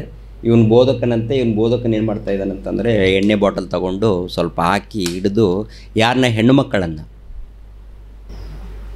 ಪ್ರಿಯರ ದೇವ್ರ ಮಕ್ಕಳಿರ, 1ನೇ ಶತಮಾನದಲ್ಲಿ ಅದ್ಭುತಗಳು ಬೇರೆ. ಇವಾಗ ನಿಜವಾದ ಅದ್ಭುತ ಅಂದರೆ ಏನು ಗೊತ್ತಾ ಪ್ರಿಯರ್? ನಿಜವಾದ ಅದ್ಭುತ ಅಂದರೆ ಬೈಬಲಲ್ಲಿ ನಡೆದಿರುವಂಥದ್ದು. ಕುಂಟರಿಗೆ ಒಂದೇ ಒಂದು ಕ್ಷಣದಲ್ಲಿ ಕಾಲುಗಳು ಬಂದಿದೆಯಲ್ಲ, ಅದು ಅದ್ಭುತ. ಅಂದರೆ ಅದು ಯಾಕಂದರೆ ದೇವರು ಮಾಡಿದ್ದಾರೆ, ಅಪೊಸ್ತಲರು ಮಾಡಿದ್ದಾರೆ. ಕೆಲವು ವಿಡಿಯೋಗಳನ್ನು ನಾನು ಮಾತಾಡಿದ್ದೀನಿ. ಅದು ಕೂಡ ಏನಪ್ಪ ಅಂತಂದರೆ, ಸುಮ್ಮನೆ ಎಲ್ಲೋ ಇದ್ಕೊಂಡಲ್ಲ, ದೊಡ್ಡೋರು ಯಾರಿದ್ದಾರೋ ನಾನು ರೆಡಿ ಇದ್ದೀನಿ, ಎಲ್ಲಿ ಬನ್ನಿ ಅಂತ ಹೇಳಿದ್ರೆ ಅಲ್ಲಿಗೆ ರೆಡಿ ಇದ್ದೀನಿ, ನಡಿ ತೋರಿಸ್ರಿ ಅಂತ. ನೀವು ಮಾಡೋದು ತಪ್ಪು ಅಂತ ನಾನು ರುಜುಪಡಿಸ್ತೀನಿ. ವಿಡಿಯೋ ಅಪ್ಲೋಡ್ ಮಾಡಿದ್ದೀನ, ಅನೇಕ ವಿಡಿಯೋಗಳು ಅಪ್ಲೋಡ್ ಮಾಡಿದ್ದೀನ. ಅವ್ರ ಹತ್ರ ನಿಜ ಇದ್ದರೆ ಖಂಡಿತವಾಗಿ ನನ್ನನ್ನು ನಿಲ್ಲಿಸ್ತಾಯಿದ್ರು. ರುಜು ಇದೆ ಅಲ್ವಾ? ಅಂದರೆ ಅವ್ರ ಹತ್ರ ನಿಜ ಇದ್ದರೆ ನನ್ನನ್ನು ಪ್ರಜೆಗಳ ಮಧ್ಯದಲ್ಲಿ ನಿಲ್ಲಿಸಿ ಮಾಡಿ ತೋರಿಸ್ತಾ ಇದ್ದರು. ನನ್ನಲ್ಲಿ ಏನಿದೆ? ವಾಕ್ಯ ಇದೆ, ದೇವರಿದ್ದಾರೆ, ಗರ್ವ ಪಡ್ತಾ ಇಲ್ಲ, ಮೋಸ ನಡೀತಾ ಇದೆ, ಎಚ್ಚರಿಕೆ ಹೇಳ್ತಾ ಇದ್ದೀನಿ, ತಪ್ಪು ನಡೀತಾ ಇದೆ, ಸರಿ ಮಾಡಿಕೊಡ್ರಿ ಅಂತೇಳಿ ಹೇಳುವಂಥದ್ದು. ಅದ್ಭುತಗಳಂದರೆ ಒಂದೇ ಒಂದು ಸೆಕೆಂಡಲ್ಲಿ ಕುಂಟರಿಗೆ ಕಾಲು ಬರುತ್ತೆ, ಕುರುಡರಿಗೆ ಕಣ್ಣುಗಳು ಬರುತ್ತೆ, ಕುಷ್ಠ ರೋಗಿಗಳಿಗೆ ವಾಸಿಯಾಗುತ್ತೆ 1 ಸೆಕೆಂಡಲ್ಲಿ. ಅದು ದೇವರ ಪವರ್. ಅದು ಅಂಥ ಶಕ್ತಿ ಬೈಬಲ್ ಗ್ರಂಥವನ್ನು ಸಂಪೂರ್ಣವಾಗಿ ಬರೆಸೋ ತನಕ ಕೊಟ್ಟಿದ್ದರೂ ಬೈಬಲ್ ಗ್ರಂಥ ಸಂಪೂರ್ಣವಾಗಿ ಬರೆಸಿದ ಮೇಲೆ ನಿಲ್ಲಿಸಿದರೆ ವಾಕ್ಯಗಳನ್ನು ನಂಬಿ ನೀವು ಹಿಂಬಾಲಿಸಬೇಕು ಅಂತ ಹೇಳ್ತಾರೆ. ಏನು ನಡೆದಿದೆ ಅದಕ್ಕೆ ನಂಬಬೇಕು ಅನ್ನೋದು ಅಲ್ಲ, ವಾಕ್ಯಗಳನ್ನು ನಂಬಿ. ಆಗಿನ ಕಾಲದಲ್ಲಿ ಕೊಟ್ಟಿರುವಂಥ ವರಗಳು ಅವ್ರು ಕೊಟ್ಟಿದ್ದಾರೆ, ನಡೆದಿದೆ, ಆಯಿತು. ಇವಾಗ ನೀವು ವಾಕ್ಯಗಳನ್ನು ನಂಬಬೇಕು. ಪರಲೋಕ ಬೇಕಾ, ಸ್ವರ್ಗ ಬೇಕಾ, ದೇವರನ್ನು ನೋಡಬೇಕಾ, ನಂಬಬೇಕು ನಾನು ಇದ್ದೀನಿ ಎಂದು. ಅದನ್ನು ಹೇಳ್ತಾರೆ ಪ್ರಿಯರ ದೇವರ ಮಕ್ಕಳಿಗೆ. ಯಾಕೆಂದರೆ ಆದಿಕಾಂಡದಿಂದ ಪ್ರಕಟಣೆ ಗ್ರಂಥದವರೆಗೆ ಬರೆಯಲ್ಪಟ್ಟಿರುವಂಥ ಅನೇಕ ವಿಷಯಗಳನ್ನು ಪರಿಶೋಧನೆ ಮಾಡಿ ಭಕ್ತರ ಇತಿಹಾಸ, ಪೌಲನ ಇತಿಹಾಸ, ಪ್ರಕಟಣೆ ಗ್ರಂಥದ ವಿವರಣೆ ಇವೆಲ್ಲ ಮಾತಾಡಬೇಕಾದ್ರೆ ದೇವರು ಕೃಪೆ ಇಲ್ಲದೆ ಹೋದರೆ ಮಾತಾಡೋಕ್ಕಾಗಲ್ಲ. ಎಲ್ಲ ಬೋಧನೆಗಳನ್ನು ನೋಡಿ ನಾವು ಮಾತಾಡುವಂಥದ್ದು ಪರಿಶೋಧನೆ ಮಾಡಿ ಗೊತ್ತಾಗುತ್ತೆ, ಸತ್ಯ ಏನು ಅನ್ನೋದು ಅರ್ಥ ಆಗುತ್ತೆ. ಎಲ್ಲಿದ್ದೀವಿ ಇವಾಗ? 5ನೇ ಅಧ್ಯಾಯ, ಅದೇ ಎಫೆಸದವರಿಗೆ ಬರೆದ ಪತ್ರಿಕೆ 5ನೇ ಅಧ್ಯಾಯ 9ನೇ ವಚನ. ಬೆಳಕಿನ ಫಲವು ಉಪಕಾರದಲ್ಲಿಯೂ ನೀತಿಯಲ್ಲಿಯೂ ಸತ್ಯದಲ್ಲಿಯೂ ಕಾಣಿಸಿಕೊಳ್ಳುತ್ತದೆ. ಕರ್ತನಿಗೆ ಮೆಚ್ಚುಗೆಯಾದದ್ದು ಏನೆಂಬುದನ್ನು ಪರಿಶೋಧಿಸಿ ತಿಳಿದುಕೊಳ್ಳಿರಿ. ಅಂದರೆ ಕರ್ತನಿಗೆ ಮೆಚ್ಚುಗೆಯಾದದ್ದು ಏನೆಂಬುದನ್ನು ಪರಿಶೋಧಿಸಿ ತಿಳಿದುಕೊಳ್ಳಿರಿ. ಕರ್ತನಿಗೆ ಮೆಚ್ಚುಗೆಯಾದದ್ದು. ಮಂಗಳೂರು ಪಟ್ಟಣಕ್ಕೆ ಬರುವಾಗ ಕೆಲವು ಟೈಮಲ್ಲಿ ಸಿಸ್ಟರ್ಸ್ರವರು ನಿಮ್ಗೇನು ಬ್ರದರ್ ಊಟ ಏನು ಬೇಕು ನಿಮ್ಗೆ ಇಷ್ಟವಾದದ್ದು ಕೇಳಿ ರೆಡಿ ಮಾಡ್ಕೊಂಡು ಬರೋದು. ತಾಯಿ ಮಗ ಇಬ್ಬರು ಬಂದಿದ್ದಾರೆ. 1 ದಿನ 2 ದಿನ ಮುಂಚಿತವಾಗಿ ಬ್ರದರ್ ನಿಮ್ಗೆ ಏನು ಊಟ ಮಾಡ್ತೀರಾ, ನೀವೇನು ಊಟ ಮಾಡ್ತೀರಿ ಹೇಳಿ ಬ್ರದರ್, ನಾವು ಮಾಡ್ಕೊಂಡು ಬರ್ತೀವಿ. 3 ತಿಂಗಳಿಂದ ಕಂಟಿನ್ಯೂ. ಬೇಡ ಬ್ರದರ್, ಯಾಕೆ ನಾವು ಏನೊಂದು ಊಟ ಮಾಡ್ಕೊಂಡು ಹೋಗೋಣ. ಇಲ್ಲ ಬ್ರದರ್, ನಾವು ಯಾಕಂದರೆ ನಿಮಗೆ ಮಾಡಿದ್ರೆ ದೇವ್ರಿಗೆ ಮಾಡಿದ ಹಾಗೆ ಒಂದು ಸೇವಕರಿಗೆ ಮಾಡಿದ್ರೆ ಅಂತ. ಅವ್ರವ್ರ ಪ್ರೀತಿ, ಅದು ಭಕ್ತಿ. ಅಂದರೆ ಈ ಮಂಗಳೂರು ಸಭೆಯಲ್ಲಿ ಎಲ್ಲಿ ಬಂದರೂ ಕೂಡ ಒಂದು ಉಪಚಾರ ಮಾಡೋದರಲ್ಲಿ, ಒಳ್ಳೆ ರೀತಿ ನೋಡ್ಕೊಳ್ಳೋದ್ರಲ್ಲಿ ಆವಾಗಲಿಂದ ನಾನು ನೋಡ್ತಾ ಬರ್ತಾಯಿದ್ದೀನಿ. ಪ್ರೀತಿ, ದೇವ್ರು ಕೊಟ್ಟಂಥ ಪ್ರೀತಿ ಇರಲಿ.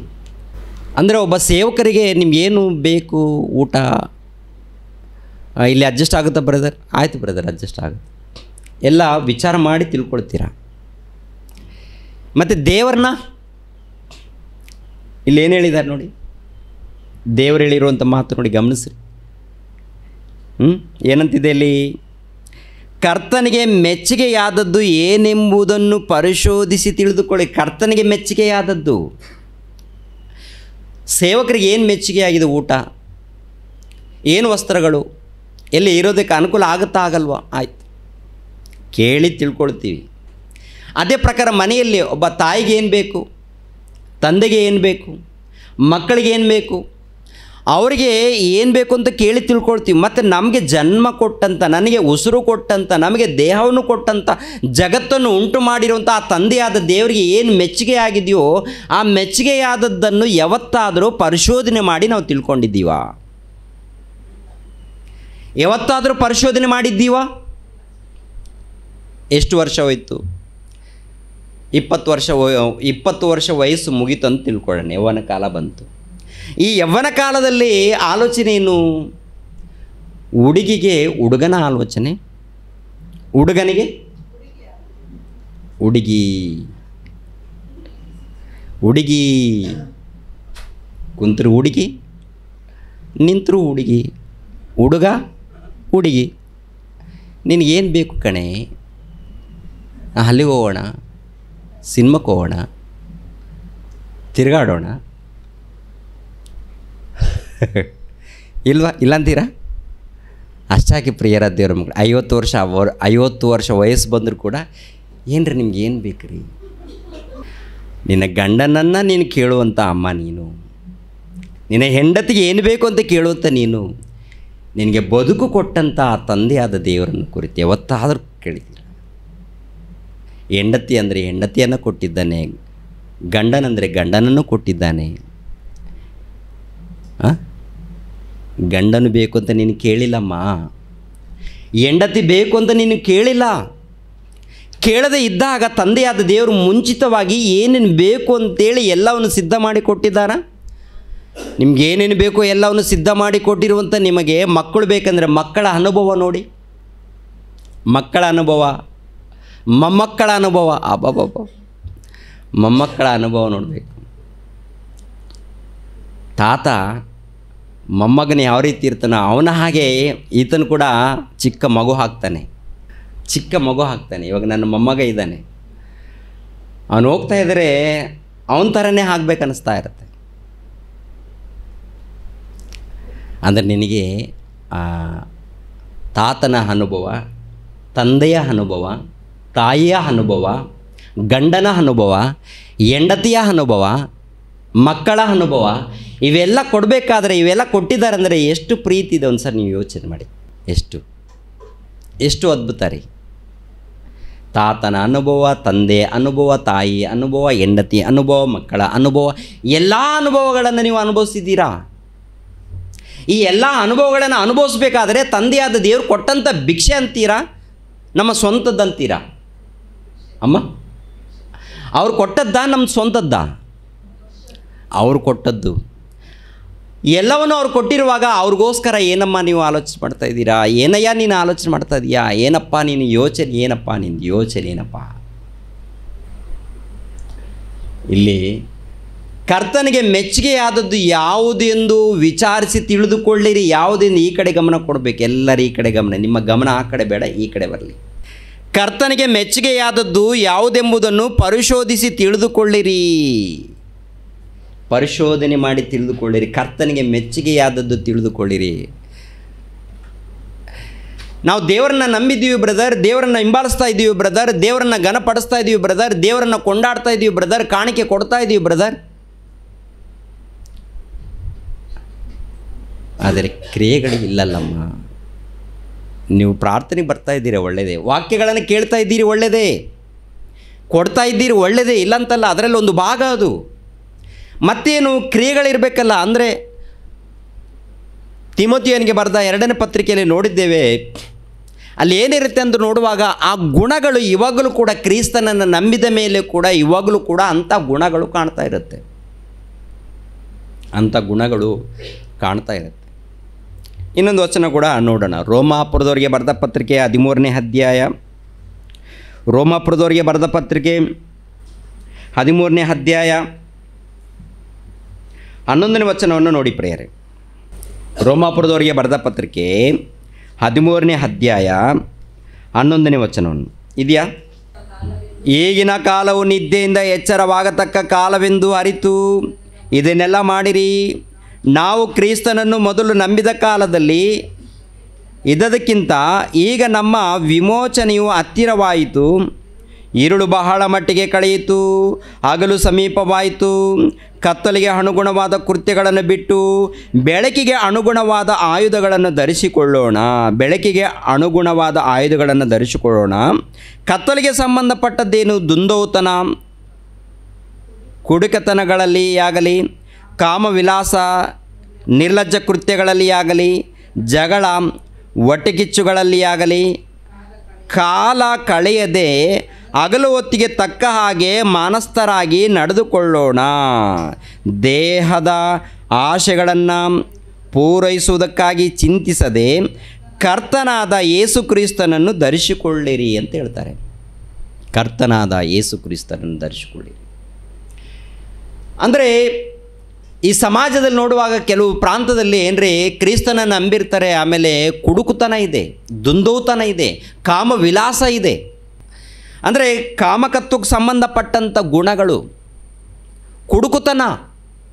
ಕುಡುಕುತನ ನಡೆದಾಗ ಕೆಲವು ಭಕ್ತರನ್ನು, ಅಂದರೆ ಕೆಲವರು ಹಳೆ ಒಡಂಬಡಿಕೆಯಲ್ಲಿ ಕೆಲವು ಸಂದರ್ಭದಲ್ಲಿ ಕುಡಿದಿರ್ತಾರಲ್ವ ಅಂಥವ್ರನ್ನ ತೋರಿಸ್ತಾರೆ, ತಪ್ಪು ಮಾಡಿರ್ತಾರಲ್ವ ಅಂಥವ್ರನ್ನ ತೋರಿಸ್ತಾರೆ. ಅಂದರೆ ಇವರು ಪಂಡಿತರೆಂದು, ಇಲ್ಲಾಂದರೆ ಇವರು ಭಕ್ತರೆಂದು ಪರಿಚಯ ಮಾಡಿಕೊಳ್ಳೋಕೆ, ನಾವು ಭಕ್ತರು ಬ್ರದರ್, ನಾವು ಅಂಥವ್ರಲ್ಲ, ಎಲ್ಲೋ ಒಂದು ಕಡೆ ತಪ್ಪಾಯಿತು. ಯಾಕೆಂದರೆ ಈ ದೇಹ ಅಂಥದ್ದು, ನಾವೆಲ್ಲರೂ ಮನುಷ್ಯರು ಬ್ರದರ್, ಮನುಷ್ಯರು ಮತ್ತು ದೇವರಾಗಲ್ವ? ಮನುಷ್ಯರೇ ಮತ್ತು ದೇವರಾಗಲ್ವ? ಮನುಷ್ಯರು ಹೇಗಾಗಬೇಕು? ದೇವರಂತೆ ಆಗಬೇಕು. ನೀವು ದೇವರುಗಳು ಅಂತ ಹೇಳಿದಾರಲ್ಲ, ಪ್ರಭು ಹೇಳಿದ್ದಾರೆ, ನೀವು ದೇವರುಗಳು. ಎಲ್ಲಿ ಹೇಳಿದ್ದಾರೆ ಆ ಮಾತು? ಇದೆ ಅಲ್ವಾ? ಕೀರ್ತನೆ ಗ್ರಂಥ 82ನೇ ಅಧ್ಯಾಯ 6ನೇ ವಚನವನ್ನು ನೋಡಿ ಪ್ರಿಯರೇ. ಕೀರ್ತನೆ ಗ್ರಂಥ 82:6. ಕೀರ್ತನೆ ಗ್ರಂಥ 82ನೇ ಅಧ್ಯಾಯ 6ನೇ ವಚನವನ್ನು ಗಮನಿಸಿರಿ. ನೀವು ದೇವರುಗಳು, ಎಲ್ಲರೂ ಪರಸ್ಪರನ ಮಕ್ಕಳು ಎಂದು ನಾನು ಹೇಳಿದೆ. ನೀವು ದೇವರುಗಳು. ನಾವು ದೇವರುಗಳ ದೇವರ ಮಕ್ಕಳಾಗಿರುವಂಥ ಮನುಷ್ಯರಾಗಿರುವಂಥ ನಾವು ದೇವರುಗಳಾಗಬೇಕು. ದೇವರುಗಳ ಅಂದರೆ ಪ್ರಿಯರಾದ ದೇವರ ಮಕ್ಕಳಿರ ಏನ್ರಿ, ಯಾವಾಗ ದೇವರ ವಾಕ್ಯಗಳನ್ನು ಕೇಳಿ ವಾಕ್ಯದ ಪ್ರಕಾರ ಯಾವಾಗ ನಡೀತೀವೋ ಆವಾಗ ದೇವರುಗಳು. ದೇವರುಗಳಲ್ಲಿ ಕಪಟ ಇರುತ್ತಾ? ದೇವರಲ್ಲಿ ಮೋಸ ಇರುತ್ತಾ? ದೇವರಲ್ಲಿ ಅನ್ಯಾಯ ಇರುತ್ತಾ? ದೇವರಲ್ಲಿ ಅಕ್ರಮ ಇರುತ್ತಾ? ಕಾಮ ವಿಲಾಸ ಇರುತ್ತಾ? ದೇವರು ಪರಿಶುದ್ಧನು, ನೀತಿವಂತನು, ನಂಬಿಗಸ್ತನು, ಬೆಳಕು. ಆ ಬೆಳಕಿನಲ್ಲಿ ಕತ್ತಲಿಲ್ಲ, ಅಂದರೆ ಪಾಪ ಇಲ್ಲ.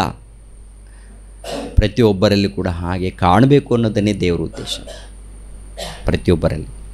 ಮತ್ತು ಎಫೆಸದವರಿಗೆ ಬರೆದ ಪತ್ರಿಕೆಗೆ ಬನ್ನಿ, 5ನೇ ಅಧ್ಯಾಯ 10ನೇ ವಚನ, 5:10.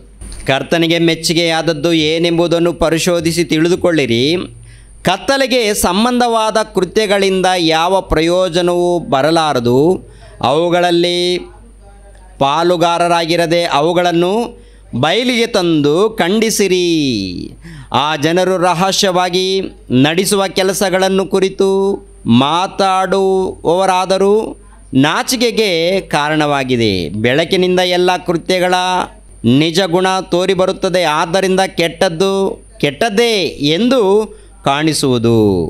ಪ್ರಕಟವಾಗಿರುವುದೆಲ್ಲ ಬೆಳಕಿಗೆ ಸಂಬಂಧವಾದದ್ದು.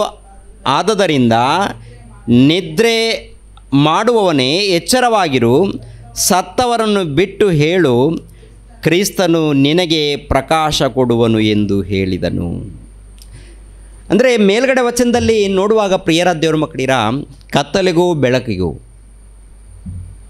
ಇರುವಂಥ ವ್ಯತ್ಯಾಸವನ್ನು ತಿಳಿಸಿದ್ದಾನೆ. ಎರಡನೇದಾಗಿ, ದೇವರು ಮೆಚ್ಚುವಂಥ ರೀತಿಯಲ್ಲಿ ನೀನು ನಡ್ಕೊಳ್ಬೇಕಾದರೆ ಅದು ಹೇಗೆ ಎನ್ನುವಂಥದ್ದಲ್ಲಿ ಹೇಳಿದ್ದಾರೆ. ಅಂದರೆ ಪರಿಶೋಧನೆ ಮಾಡಬೇಕಂತೆ. ದೇವರು ಮೆಚ್ಚಬೇಕಾದ್ರೆ ನೀನು ಪರಿಶೋಧನೆ ಮಾಡಿಕೊಂಡು ತಿಳ್ಕೊಳ್ಬೇಕಂತೆ. ಹಳೆ ಒಡಂಬಡಿಕೆಯನ್ನು ನೋಡಿ, ಯೆರೆಮೀಯ ಗ್ರಂಥ 6ನೇ ಅಧ್ಯಾಯ 13ನೇ ವಚನ. ಯೆರೆಮೀಯ ಗ್ರಂಥ 6ನೇ ಅಧ್ಯಾಯ 13ನೇ ವಚನ. ಚಿಕ್ಕವರು ಮೊದಲುಗೊಂಡು ದೊಡ್ಡವರ ತನಕ ಎಲ್ಲರೂ ಬಾಚಿಕೊಳ್ಳುತ್ತಲೇ ಇದ್ದಾರೆ. ಪ್ರವಾದಿಗಳು ಮೊದಲಾಗಿ ಯಾಜಕರವರೆಗೆ ಸಕಲರು ಮೋಸ ಮಾಡುತ್ತಾರೆ. ಮೇಲಾಗದಿದ್ದರೂ ಮೇಲು ಎಂದು ಹೇಳಿ ನನ್ನ ಜನರ ಗಾಯವನ್ನು ಮೇಲೆ ವಾಸಿ ಮಾಡಿದ್ದಾರೆ. ಅಸಹ್ಯ ಕಾರ್ಯಗಳನ್ನು ಮಾಡಿ ಅವಮಾನಕ್ಕೆ ಗುರಿಯಾದರೂ ಎಳ್ಳಷ್ಟು ನಾಚಿಕೆ ಪಡಲಿಲ್ಲ. ಲಜ್ಜೆಯ ಗಂಧವನ್ನು ತಿಳಿಯಲಿಲ್ಲ. ಆದ ಕಾರಣ ನಾನು ದಂಡಿಸುವ ಸಮಯದಲ್ಲಿ ಅವರು ಮುಗ್ಗರಿಸುವರು, ಬೀಳುವವರ ಸಂಗಡ ಬಿದ್ದೇ ಹೋಗುವರು ಎಂದು ಯೆಹೋವನು ಅನ್ನುತ್ತಾನೆ. 13ನೇ ವಚನದಿಂದ ಗಮನಿಸೋಣ ಪ್ರಿಯರೇ. ಚಿಕ್ಕವರು ಮೊದಲುಗೊಂಡು ದೊಡ್ಡವರ ತನಕ ಎಲ್ಲರೂ ಬಾಚಿಕೊಳ್ಳುತ್ತಲೇ ಇದ್ದಾರೆ. ಪ್ರವಾದಿಗಳ ಮೊದಲುಗೊಂಡು ಯಾಜಕರವರೆಗೆ ಸಕಲರೂ ಮೋಸ ಮಾಡುತ್ತಾರೆ. ಮೇಲಾಗದಿದ್ದರೂ ಮೇಲು ಎಂದು ಹೇಳ್ತಾ ಇದ್ದಾರೆ. ನನ್ನ ಜನರನ್ನು ಗಾಯವನ್ನು ಮೇಲೆ ವಾಸಿ ಮಾಡಿದ್ದಾರೆ. ಅಂದರೆ ಚಿಕ್ಕವರಾಗಿರ್ಬೋದು, ದೊಡ್ಡವರಾಗಿರ್ಬೋದು, ಸ್ತ್ರೀಯರಾಗಿರ್ಬೋದು, ಪುರುಷರಾಗಿರ್ಬೋದು, ಯಾಜಕರಾಗಿರ್ಬೋದು, ಪ್ರವಾದಿಗಳಾಗಿರ್ಬೋದು, ಇವರೆಲ್ಲರನ್ನ ದೇವರು ಪರಿಶೋಧನೆ ಮಾಡಿದಾಗ ಕಾಣುವಂಥದ್ದು ಏನಪ್ಪ ಅಂತ ನೋಡುವಾಗ ಎಲ್ಲರೂ ಬಾಚಿಕೊಳ್ಳುವವರು, ದೋಚಿಕೊಳ್ಳುವವರೇ ಕಾಣ್ತಾ ಇದ್ದಾರೆ. ಇವಾಗ ಯೇಸು ಕ್ರಿಸ್ತರು ಸುವಾರ್ತೆಗೆ ಹೋದಾಗ, ಸುವಾರ್ತೆಯನ್ನು ಸಾರಿದಾಗ ಎಷ್ಟು ಜನ ಹಿಂಬಾಲಿಸಿದ್ದಾರೆ? ಸಾವಿರಾನುಗಟ್ಟಲೆ ಜನ ಹಿಂಬಾಲಿಸಿದ್ದಾರೆ. ಕಠಿಣವಾಗಿ ಮಾತನಾಡಿದಾಗ ಎಷ್ಟು ಜನ ನಿಂತ್ಕೊಂಡಿದ್ದಾರೆ? ಎಷ್ಟು ಜನಮ್ಮ? ಇವಾಗ ಯೇಸು ಕ್ರಿಸ್ತರು ಸುವಾರ್ತೆಗೆ ಹೋದಾಗ, ಅನೇಕ ಅದ್ಭುತಗಳನ್ನು ಮಾಡಿದಾಗ, ಅವರು ಇದ್ದಂಥ ಸ್ಥಳದಲ್ಲಿ ಊಟ ಕೊಟ್ಟಾಗ ಸಾವಿರಾನುಗಟ್ಟಲೆ ಜನ ಹಿಂಬಾಲಿಸಿದರು. ಕೆಲವು ಸಂದರ್ಭಗಳಲ್ಲಿ ಕಠಿಣವಾದಂಥ ಮಾತುಗಳನ್ನು ಮಾತನಾಡಿದಾಗ ಎಲ್ಲರೂ ಹೊರಟೋಗ್ತಾರೆ. ಎಷ್ಟು ಜನ ನಿಂತ್ಕೊಳ್ತಾರೆ? 12 ಜನ ಮಾತ್ರ ನಿಂತ್ಕೊಳ್ತಾರೆ. ಅವರು ಕೂಡ ಹೇಳುವಂಥ ಮಾತು, ಪ್ರಭು ನೀವು ಕೂಡ ಹೊರಟೋಗ್ಬೇಕು ಅಂದ್ಕೊಂಡಿದ್ದೀರಾ? ನೀವು ಕೂಡ ನನ್ನನ್ನು ಬಿಟ್ಟು ಹೊರಟೋಗ್ಬೇಕು ಅಂದ್ಕೊಂಡಿದ್ದೀರಾ? ನಾವು ಎಲ್ಲಿಗೆ ಹೋಗಬೇಕು ಪ್ರಭುವೇ? ನೀವು ಜೀವಸ್ವರೂಪನಾದ ದೇವರ ಮಗನು, ನೀವು ಕ್ರಿಸ್ತರು ಅಂತ ಅವ್ರು ನಂಬಿಕೊಳ್ತಾರೆ. ನಂಬದೇ ಇದ್ದವರು ಎಲ್ಲರೂ ಹೊರಟೋಗ್ತಾರೆ. ಮಕ್ಕಿ ಯಾಕೆ ಹಿಂಬಾಲಿಸಿದ್ದಾರೆ ಅವರೆಲ್ಲರಂತೂ ನೋಡುವಾಗ ಅವರ ಬಳಿಯಲ್ಲಿ ಹೋದರೆ ಊಟ ಸಿಗುತ್ತೆ, ಅದ್ಭುತಗಳನ್ನು ನೋಡುತ್ತೇವೆ, ಅನೇಕ ಕೋರಿಕೆಗಳನ್ನು ತೀರುತ್ತೆ ಅಂತೇಳಿ. ಈಗಿನ ಕಾಲದಲ್ಲಿ ಎಷ್ಟು ಮಂದಿ ಹಿಂಬಾಲಿಸ್ತಾ ಇದ್ದಾರೆ? ಲಕ್ಷಾನುಗಟ್ಟಲೆ ಕೋಟ್ಯಾನುಗಟ್ಟಲೆ ಹಿಂಬಾಲಿಸ್ತಾ ಇದ್ದಾರೆ, ನಿಜ. ವಾಕ್ಯದ ಪ್ರಕಾರ ಇವ್ರ ಥರ ನಡ್ಕೊಂಡ್ರೆ ಪ್ರಪಂಚ ಇಷ್ಟೊತ್ತಿಗೆ ಬದಲಾಗ್ತಾ ಇತ್ತು, ಹೌದಲ್ವ? ಅಪೊಸ್ತಲರು ಎಷ್ಟು ಮಂದಿ ಇದ್ದಾರೆ? 12 ಮಂದಿ. 12 ಮಂದಿ ಮೂಲಕ ಎಷ್ಟು ಸುವಾರ್ತೆ ನಡೆದಿದೆ. 1ನೇ ಶತಮಾನದಲ್ಲಿ ಕ್ರೈಸ್ತರಿದ್ದಾರಲ್ಲ, ಆ ಕ್ರೈಸ್ತರಲ್ಲಿ ದೃಢವಾಗಿ ನಿಂತವರು ಸ್ವಲ್ಪ ಜನ ಇದ್ದಾರೆ. ಆ ಸ್ವಲ್ಪ ಮಂದಿ ಮೂಲಕನೇ ದೊಡ್ಡ ಸೇವೆ ನಡೆದಿದೆ. ಇವಾಗ 350 ಕೋಟಿಯಿಂದ 400 ಕೋಟಿ ತನಕ ಎಲ್ಲರ ಕ್ರೈಸ್ತರಾದರೆ ಹೇಗೆ ನಡಿಬೇಕಾಗಿತ್ತು? ಅದ್ಭುತವಾಗಿ ನಡಿಬೇಕಾಗಿತ್ತು. ಆದರೆ ಏನು ನಡೀತಾ ಇದೆ ಅಂತ ನೋಡುವಾಗ ಕುಟುಂಬದಲ್ಲೇ ಕಿರಿಕಿರಿ ಇದೆ ರೀ. ಗಂಡನ ಇಷ್ಟಪಟ್ಟರೆ ಹೆಂಡತಿ ಇಷ್ಟಪಡಲ್ಲ ದೇವರನ್ನು, ಹೆಂಡತಿ ಇಷ್ಟಪಟ್ಟರೆ ಗಂಡನ ಇಷ್ಟಪಡಲ್ಲ ದೇವರನ್ನು. ಏನು ನಡೀತಾ ಇರುತ್ತೆ ಅಂದರೆ ಒಬ್ಬರ ಮಧ್ಯದಲ್ಲಿ ಏನಿರುತ್ತೆ ಗೊತ್ತಾ? ಸಮಾಧಾನ ಇಲ್ಲ, ಜಗಳ ಇದೆ. ಗಂಡ ಹೆಂಡತಿ ಮಧ್ಯದಲ್ಲಿ ಏನಿಲ್ಲ ಅಂತ ನೋಡುವಾಗ ಸಮಾಧಾನ ಇಲ್ಲ. ಭಕ್ತಿಯಲ್ಲಿ ಒಬ್ಬರು ಇದ್ದಾರಂತ ತಿಳ್ಕೊಳ್ಳಿ, ಇನ್ನೊಬ್ಬರು ಭಕ್ತಿಯಲ್ಲಿ ಇಲ್ಲ ಅಂತ ತಿಳ್ಕೊಳ್ಳಿ, ಒಂದು ರೀತಿಯಲ್ಲಿ ಕಿರಿಕಿರಿ. ಇನ್ನೊಂದು ಕಡೆ ನೋಡುವಾಗ ಏನ್ರಿ, ಹೆಂಡತಿ ಇರ್ತಾಳಲ್ಲ, ಹೆಂಡತಿಯನ್ನು ನೋಡಿ ಗಂಡನು ಕಿರಿಕಿರಿ ಮಾಡುವಂಥದ್ದು. ಯಾಕೆ ಕಿರಿಕಿರಿ? ಮನೆಯಲ್ಲಿರುವಂಥ ಮಾತುಗಳಾಗಿರ್ಬೋದು, ಇಲ್ಲಾಂದರೆ ಇನ್ನೊಂದು ವಿಷಯ ಆಗಿರ್ಬೋದು. ಈ ಕಾಲದಲ್ಲಿ ನೋಡುವಾಗ ಪ್ರಿಯರ ದೇವ್ರ ಮಕ್ಕಳಿರ ಮದುವೆ ಮಾಡ್ಕೊಳ್ತಾರಲ್ಲ, ಮದುವೆ ಆದಮೇಲೆ ಗಂಡ ಹೆಂಡತಿ ಇಬ್ಬರು ಒಂದು 6 ತಿಂಗಳ ಇಲ್ಲ 1 ವರ್ಷದ ಒಳಗಡೆನೇ ದೂರ ಆಗ್ತಾರೆ. ಯಾಕೆ ದೂರ ಆಗ್ತಾರೆ ಹೇಳಿ? ನನ್ನ ಗಂಡ ಜಾಸ್ತಿ ಸಂಪಾದನೆ ಮಾಡ್ತಾ ಇದ್ದಾನೆ. ಆ ಹುಡುಗಿ ಬಂದಿರ್ತಾರೆ ಸೊಸೆ, ನನ್ನ ಗಂಡ ಜಾಸ್ತಿ ಕೆಲಸ ಮಾಡ್ತಾ ಇದ್ದಾನೆ, ನನ್ನ ಗಂಡನ ಮೂಲಕನೇ ನನ್ನ ಅತ್ತೆ ನನ್ನ ಮಾವ ಎಲ್ಲರೂ ಊಟ ಮಾಡ್ತಾ ಇದ್ದಾರೆ. ಪ್ಲ್ಯಾನ್ ಏನು ಕೊಡ್ತಾಳೆ ಹೇಳಿ? ಸೊಸೆ ಏನು ಕೊಡ್ತಾಳೆ ಪ್ಲ್ಯಾನ್? ಏನು ರೀ, ನಾವಿಬ್ಬರು ಬೇರೆ ಆಗೋಣ ರೀ, ಯಾಕೆಂದರೆ ಮನೇಲಿ ಎಲ್ಲ ಕಿರಿಕಿರಿ, ಅದಕ್ಕೆ ನಾವು ಬೇರೆ ಆಗೋಣ. ಯಾಕೆಂದ್ರೆ ದುಡ್ಡು ಸಂಪಾದನೆ ಮಾಡಬೇಕಲ್ವ. ಆಮೇಲೆ ಮಕ್ಕಳು ಬರ್ತಾರೆ, ಆ ಮಕ್ಕಳು ಭವಿಷ್ಯತ್ ನೋಡಬೇಕು, ಶಾಲೆಗೆ ಕಳಿಸ್ಬೇಕು, ಬಹಳ ಖರ್ಚಿರುತ್ತೆ.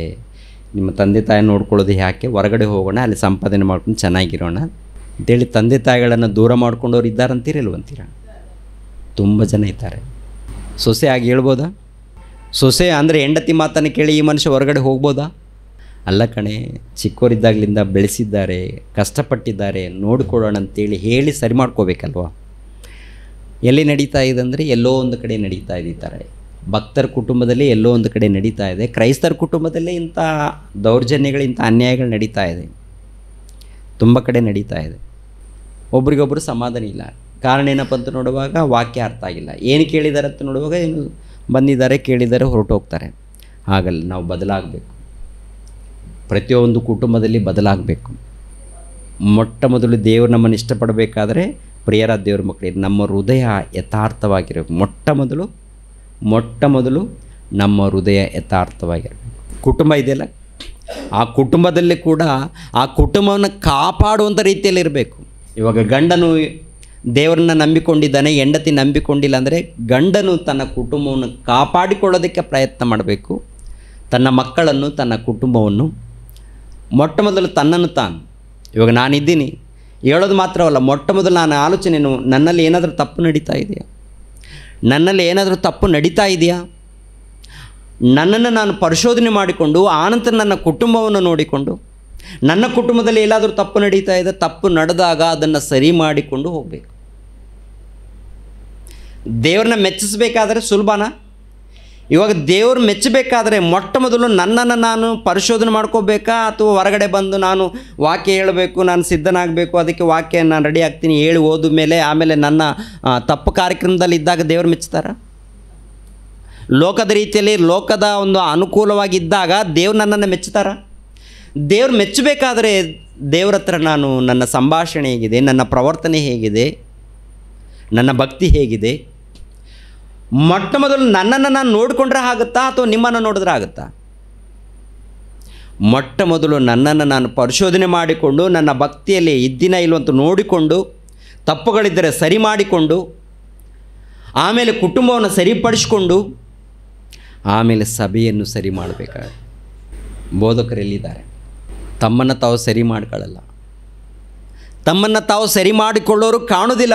ಏನಪ್ಪ ಅಂತ ನೋಡುವಾಗ ನಾವು ಬೋಧಕರು, ನಾವು ಸೇವಕರು, ನಾವು ವಾಕ್ಯ ಹೇಳ್ತಾ ಇದ್ವಿ, ಆಯಿತು, ವಾಕ್ಯ ಹೇಳ್ತಾ ಇದ್ವಿ, ಮುಗೀತು, ವಾಕ್ಯ ಹೇಳ್ತಾ ಇದ್ವಿ, ಆಯ್ತು, ಆಮೇಲೆ ಏನಿದ್ರು ಪರವಾಗಿಲ್ವ? ಕೆಲವರು ಕುಡುಕರು ಪ್ರಿಯರು, ಬೆಂಗಳೂರು ಪಟ್ಟಣದಲ್ಲಿ ನೋಡಿದ್ದೆ ಒಂದು ಸಾರಿ, ಏನ್ರಿ ಕುಡಿದು ವಾಕ್ಯ ಹೇಳ್ತಾರೆ. ಯಜಮಾನ ವಯಸ್ಸಾಯ್ತಪ್ಪ ಅದಕ್ಕೆ ಕುಡಿತಾ ಇದೆ. ಏನು ಕಲಿತಾರೆ? ಕಲಿಯೋದೇನಿಲ್ಲ. ಇನ್ನು ಕೆಲವು ಹಳ್ಳಿ ಊರಲ್ಲಿ ಹಾಗಿದ್ದಾರೆ. ಕುಟುಂಬ ಏನಾದರೂ ಕಲಿಯುತ್ತಾ? ಕುಟುಂಬದಲ್ಲಿ ಇರುವಂಥ ಮಕ್ಕಳು ಕೂಡ ಹಾಗೇನೆ ತಯಾರಾಗ್ತಾರೆ, ಹಾಗೆಯೇ ಅದಕ್ಕೆ ರೋಮಪುರದಲ್ಲಿ ನೋಡಿದ್ದೀವಲ್ಲ, ರೋಮಪುರದವ್ರಿಗೆ ಬರೆದ ಪತ್ರಿಕೆಯಲ್ಲಿ ನೋಡಿದ್ದೇವೆ. ಕುಡುಕುತನ, ದುಂದೌತನ. ಹಳೆ ಒಡಂಬಡಿಕೆಯಲ್ಲಿ ಯೆರೆಮೀಯ ಗ್ರಂಥದಲ್ಲಿ ಈ ಥರ ಐತೆ, ಈ ಥರ ಬರೆಯಲ್ಪಟ್ಟಿದೆ. ಅಂದರೆ ದೇವರು ಸುಮ್ಮನೆ ಬರೆಸ್ತಾರ? ಜನರ ಮಧ್ಯದಲ್ಲಿ ಇದ್ದಂಥ ಕ್ರಿಯೆಗಳನ್ನು ನೋಡಿ ಬರೆಸ್ತಾರಾ ಅಥವಾ ಸುಮ್ಮನೆ ಬರೆಸ್ತಾರ?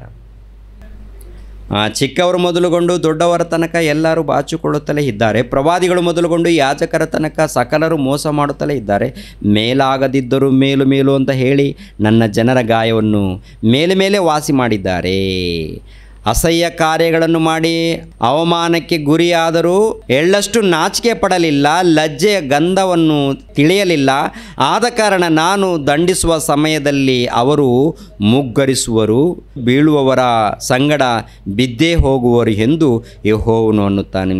ಯೆಹೋವನು ಹೀಗೆ ನುಡಿಯುತ್ತಾನೆ, ದಾರಿಗಳು ಕೂಡುವ ಸ್ಥಳದಲ್ಲಿ ನಿಂತುಕೊಂಡು ನೋಡಿ, ಪುರಾತನ ಮಾರ್ಗಗಳು ಯಾವುವು, ಆ ಸನ್ಮಾರ್ಗವು ಎಲ್ಲಿ ಎಂದು ವಿಚಾರಿಸಿರಿ, ಅದರಲ್ಲೇ ನಡೆಯಿರಿ, ಇದರಿಂದ ನಿಮ್ಮ ಆತ್ಮಗಳಿಗೆ ವಿಶ್ರಾಂತಿ ಸಿಕ್ಕುವುದು ಎಂದು ನಾನು ಅಪ್ಪಣೆ ಕೊಟ್ಟಾಗ.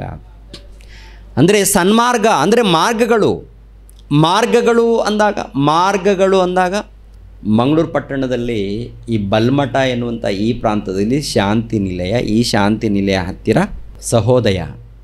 ಈ ಪ್ರಾಂತಕ್ಕೆ ಬರಬೇಕಾದ್ರೆ ಪ್ರಿಯರ ದೇವ್ರ ಮಕ್ಕಳು ಇರುವಾಗ ಉಡುಪಿಯಿಂದ ಬರಬೇಕಾದ್ರೆ, ಅವರು ಇಲ್ಲಿಗೆ ಬರಬೇಕಾದ್ರೆ ಮಂಗಳೂರು ಬಸ್ ಹತ್ತಬೇಕಾ ಅಥವಾ ಮುರುಡೇಶ್ವರ ಬಸ್ ಹತ್ತಬೇಕಾ? ಅವ್ರು ಇಲ್ಲಿಗೆ ಬರಬೇಕಾದ್ರೆ, ಇಲ್ಲಾಂದರೆ ಇನ್ನೊಂದು ಯಾವುದಪ್ಪ ಶಿವಮೊಗ್ಗ, ಇಲ್ಲಾಂದರೆ ಹುಬ್ಬಳ್ಳಿ ಬಸ್ ಇರುತ್ತೆ, ಶಿವಮೊಗ್ಗ ಬಸ್ ಇರುತ್ತೆ. ಅವರು ಮಂಗಳೂರಿಗೆ ಬರಬೇಕಂದ್ರೆ ಪರವಾಗಿಲ್ಲ, ಯಾವ ಬಸ್ ಹತ್ತಿದರೂ ಕೂಡ ಪರವಾಗಿಲ್ಲ, ನಾನು ಸೀದಾ ಮಂಗಳೂರಿಗೆ ಹೋಗ್ತೀನಿ, ಬಲಮಟ್ಟಕ್ಕೆ ಹತ್ತಿರ ಹೋಗ್ತೀನಿ, ಅಲ್ಲಿ ಸಹೋದಯದಲ್ಲಿ ಪ್ರಾರ್ಥನೆ ನಡೆಯುತ್ತೆ, ಅಲ್ಲಿ ಹೋಗ್ತೀನಿ ಅಂತೇಳಿ ಬಂದು ಯಾವುದೋ ಬಸ್ಸಲ್ಲಿ ಕೂತ್ಕೊಂಡಿದ್ದಾರೆ ಅಂತ ತಿಳ್ಕೊಳ್ಳಿ, ಸೀದಾ ಮುರುಡೇಶ್ವರ ಸಮುದ್ರ ಬಳಿಯಲ್ಲಿ ಹೋಗ್ತಾರೆ, ಇಲ್ಲಿ ಬರಲ್ಲ. ನಾನು ಮಂಗಳೂರು ಬರಬೇಕಂತೇಳಿ ಮೈಸೂರು ಬಸ್ ಹತ್ತಿದರೆ ಇಲ್ಲಿ ಬರಲ್ಲ. ಮಾರ್ಗ ಯಾವುದು ತಿಳಿಬೇಕಂತೆ. ಇವಾಗ ಪರಲೋಕಕ್ಕೆ ಹೋಗುವಂಥ ಮಾರ್ಗನ ಇವಾಗ ನಾವು ಯಾವ ಮಾರ್ಗದಲ್ಲಿದ್ದೀವಿ? ಇವಾಗ ಪರಲೋಕಕ್ಕೆ ಹೋಗುವಂಥ ಮಾರ್ಗದಲ್ಲಿದ್ದೀವ, ಪರಲೋಕಕ್ಕೆ ಹೋಗುವಂಥ ಮಾರ್ಗದಲ್ಲಿದ್ದೀವಿ ಅಂತ ಹೇಳಿ ತಪ್ಪು ಮಾರ್ಗದಲ್ಲಿದ್ದೀವ. ತುಂಬ ಜನ ಎಲ್ಲರೂ ನಂಬುವಂಥ ನಾವು ಸತ್ತ ಮೇಲೆ ಪರಲೋಕಕ್ಕೆ ಹೋಗ್ತೀವಿ, ನಾವು ಸತ್ತ ಮೇಲೆ ಪರಲೋಕಕ್ಕೆ ಹೋಗುತ್ತೇವೆ, ನಾವು ಸತ್ತ ಮೇಲೆ ಪರಲೋಕಕ್ಕೆ ಹೋಗುತ್ತೇವೆ ಅಂತೇಳಿ ಎಲ್ಲರೂ ನಂಬುವಂಥದ್ದೇ. ಎಲ್ಲರೂ ಹೀಗೆ ನಂಬ್ತಾರ, ನಾವು ಸತ್ತ ಮೇಲೆ ನಾವು ಪರಲೋಕಕ್ಕೆ ಹೋಗುತ್ತೇವೆ.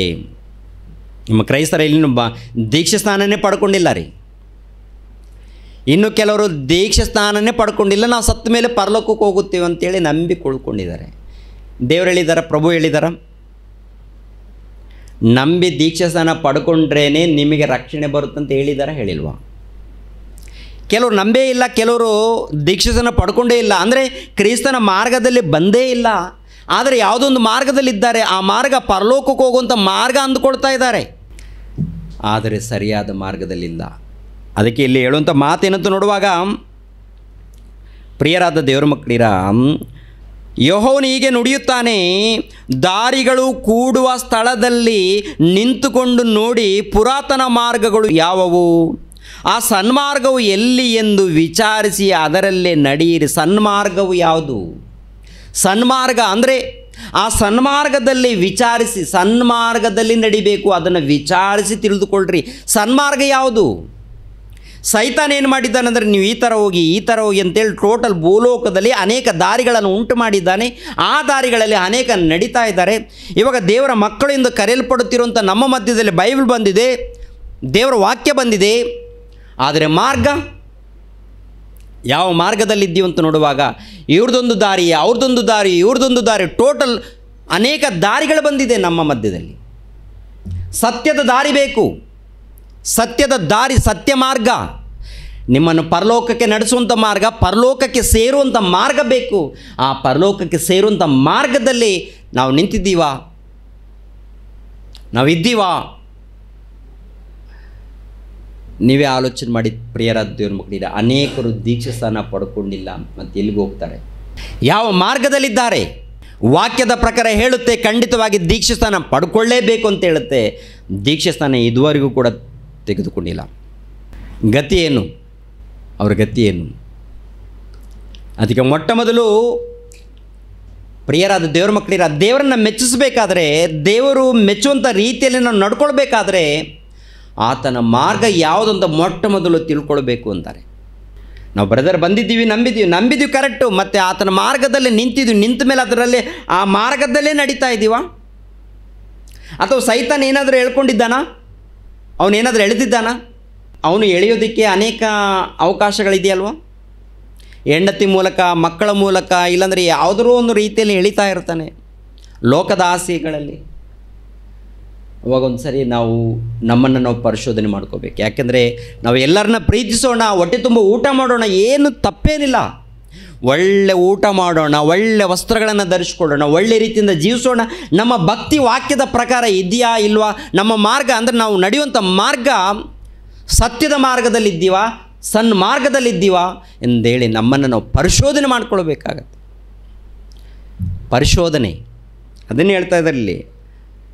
ಅಲ್ಲಿ ಕೂಡ ನೋಡಿದ್ದೀವಿ, ಎಫೆಸದವರಿಗೆ ಬರೆದ ಪತ್ರಿಕೆಯಲ್ಲಿ ಕರ್ತನನ್ನು ಮೆಚ್ಚಿಸಬೇಕಾದರೆ ಮೆಚ್ಚಿಸುವಂಥ ಮಾರ್ಗ ಯಾವುದು ತಿಳ್ಕೊಳ್ಳಿರಿ ಅಂತ ಹೇಳ್ತಾರೆ, ಪರಿಶೋಧನೆ ಮಾಡಿ ಅಂತ ಹೇಳ್ತಾರೆ. ಇಲ್ಲಿ ಕೂಡ ಹೇಳುವಂಥ ಮಾತೇನಂತ ನೋಡುವಾಗ, ಪುರಾತನ ಮಾರ್ಗಗಳು ಯಾವುವು, ಆ ಸನ್ಮಾರ್ಗವು ಎಲ್ಲಿ ಎಂದು ವಿಚಾರಿಸಿ ಅದರಲ್ಲೇ ನಡೆಯಿರಿ, ಇದರಿಂದ ನಿಮ್ಮ ಆತ್ಮಗಳಿಗೆ ವಿಶ್ರಾಂತಿ ಸಿಕ್ಕುವುದು. ವಿಶ್ರಾಂತಿ ಸಿಕ್ಕುವುದು. ಕೆಳಗಡೆ ಮಾತು ನೋಡುವಾಗ ಜನ ಏನಂತ ಇದ್ದಾರೆ ನೋಡಿ ಪ್ರಿಯರೇ, ಸಿಕ್ಕುವುದು ಎಂದು ನಾನು ಅಪ್ಪಣೆ ಕೊಟ್ಟಾಗ ಅದರಲ್ಲಿ ನಾವು ನಡೆಯುವುದೇ ಇಲ್ಲವೆಂದರು. ತುತ್ತೂರಿಯ ಶಬ್ದವನ್ನು ಕೇಳಿರಿ ಎಂದು ನಾನು ಅವರ ಮೇಲೆ ಕಾವಲುಗಾರರನ್ನು ನೇಮಿಸಲು ನಾವು ಕೇಳಲೊಲ್ಲೆವು ಎಂದು ಹೇಳುವರು. ಅಂದರೆ ನೀನು ಸನ್ಮಾರ್ಗವನ್ನು ತೋರಿಸಿದ್ರು, ವಿಶ್ರಾಂತಿ ಕೊಡುವಂಥ ಮಾರ್ಗವನ್ನು ತೋರಿಸಿದ್ರು. ನಮಗೆ ಸನ್ಮಾರ್ಗ ಬೇಡ, ನಮಗೆ ಆ ಮಾರ್ಗ ಬೇಡವೇ ಬೇಡ, ನಮಗೆ ವಿಶ್ರಾಂತಿ ಬೇಡ, ನಮಗೆ ನೆಮ್ಮದಿ ಬೇಡ, ನಮಗೆ ಪರಲೋಕ ಬೇಡ. ಅಂದರೆ ಜನ ನೋಡಿ ಪ್ರಿಯರಾದ ದೇವ್ರ ಮಕ್ಕಳಿಗೆ ಏನು ಬೇಕಂತ ಕೋರಿಕೊಳ್ತಾ ಇದ್ದಾರೆ ಗೊತ್ತಾ? ನಮಗೆ ಲೋಕ ಬೇಕು, ನಮಗೆ ಲೋಕ ಬೇಕು. ಈ ಲೋಕದಲ್ಲಿ ಅನೇಕ ಸುಖ ಭೋಗಗಳು ಬೇಕು ಅಂತೇಳಿ ಈ ಲೋಕದಲ್ಲಿ ನೋಡಿ ಬರ್ತಾ ಇದ್ದಾರೆ, ಹೋಗ್ತಾ ಇದ್ದಾರೆ, ತಿಂತಾ ಇದ್ದಾರೆ, ಕುಡಿತಾ ಇದ್ದಾರೆ, ಎಂಜಾಯ್ ಮಾಡ್ತಾ ಇದ್ದಾರೆ. ಎಲ್ಲಿಗೆ ಹೋಗುವಂಥ ದಾರಿಯಲ್ಲಿ ಇದ್ದಾರಂತ ನೋಡುವಾಗ ಏನ್ರಿ ಇವ್ರು ಯಾರಿಗಾದರೂ ದೇವರು ಬೇಕಾ? ದೇವರ ಮಾರ್ಗ ಬೇಕಾ? ಪರಲೋಕ ಬೇಕು ಎಂಬುವಂಥ ಆಲೋಚನೆ ಇದೆಯಾ? ಪರಲೋಕದ ಬಗ್ಗೆ ಹೇಳೋಕೆ ಹೋದರೆ ಯಾರಾದರೂ ನಂಬೋದಕ್ಕೆ ರೆಡಿ ಇದ್ದಾರಾ? ನೀನು ಹೋಗಿ ನಿಮ್ಮ ಪ್ರಾರ್ಥನೆಯಲ್ಲಿ ಅಲ್ಲಿ ನಿಮ್ಮ ಸಭೆಯಲ್ಲಿ ಮಾತಾಡ್ಕೊ, ಇಲ್ಲಿ ಬೇಡ, ನಮಗೆ ಪರಲೋಕ ಬೇಡ.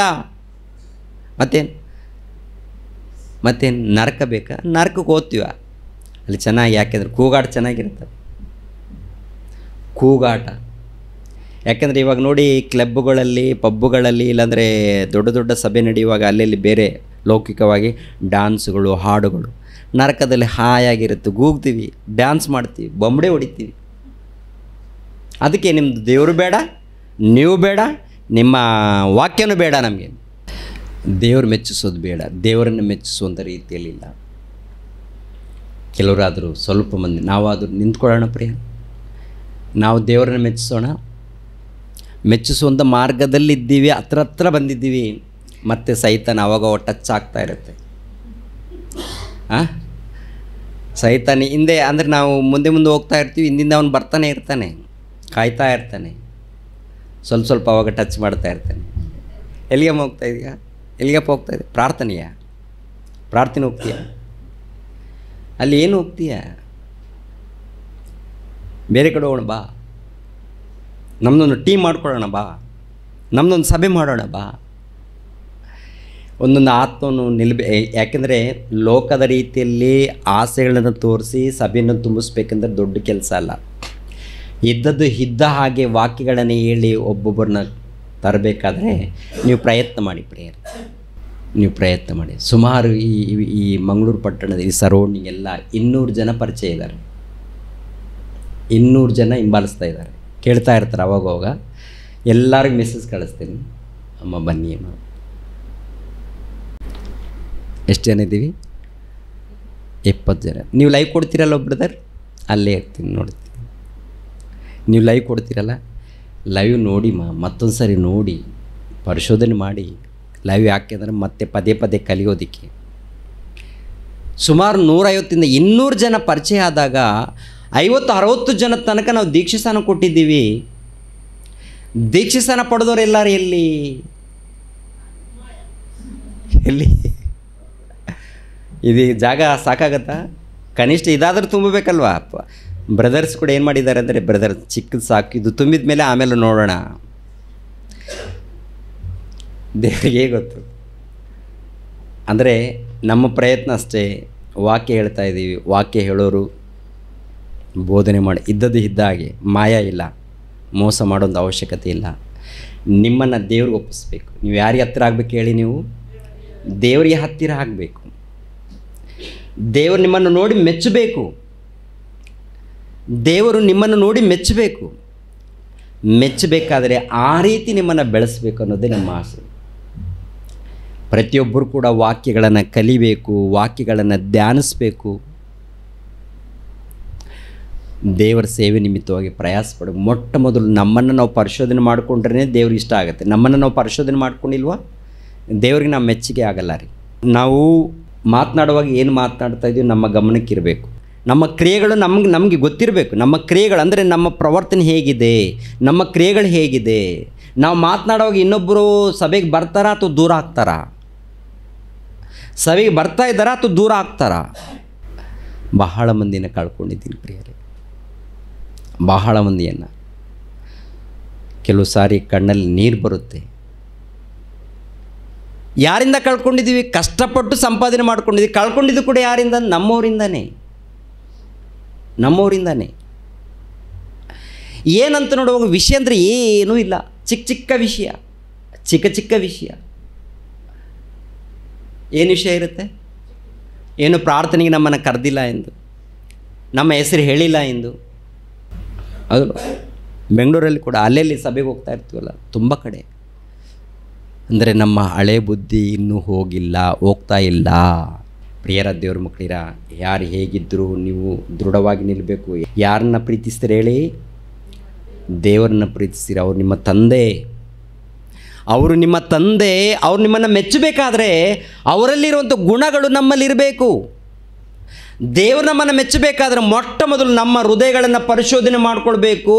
ನಮ್ಮ ನಡೆ ಚೆನ್ನಾಗಿರಬೇಕು, ನಮ್ಮ ನುಡಿ ಚೆನ್ನಾಗಿರಬೇಕು, ನಮ್ಮ ಪ್ರವರ್ತನೆ ಚೆನ್ನಾಗಿರಬೇಕು, ನಮ್ಮ ಪ್ರಾರ್ಥನೆ ಆಗಿರ್ಬೋದು, ಬೋಧನೆ ಆಗಿರ್ಬೋದು, ಹೆಜ್ಜೆ ಆಗಿರ್ಬೋದು ಸರಿ ಇರಬೇಕು. ಸರಿ ಇದ್ದಾಗ ದೇವರು ನಮ್ಮನ್ನು ಇಷ್ಟಪಡ್ತಾರೆ, ಮೆಚ್ಚುತ್ತಾರೆ. ದೇವರು ಏನು ಮಾತಾಡ್ತಾರೋ ಗೊತ್ತಿಲ್ಲ, ಯಾಕೆ ಮಾತಾಡ್ತಾರೋ ಗೊತ್ತಿಲ್ಲ, ಎಲ್ಲಿಗೆ ಹೋಗ್ತಾರೋ ಗೊತ್ತಿಲ್ಲ, ಯಾಕೆ ಹೋಗ್ತಾರೋ ಗೊತ್ತಿಲ್ಲ. ಪ್ರಿಯರಾದ ದೇವ್ರ ಮಕ್ಕಳು ಕೆಲವ್ರು ನೋಡ್ತಾ ಇದ್ರೆ ಉರಿಯುತ್ತೆ ಪ್ರಿಯರೇ, ನೋವಾಗುತ್ತೆ. ಪ್ರಿಯರಾದ ದೇವ್ರ ಮಕ್ಕಳಿಗೆ ನಾವು ಆತ್ಮಿಕವಾಗಿ ಬೆಳಿಬೇಕು. ಎಲ್ಲರೂ ಕೂಡ ಬೆಳಿಬೇಕು, ದೇವ್ರಿಗೆ ಹತ್ತಿರ ಆಗಬೇಕು.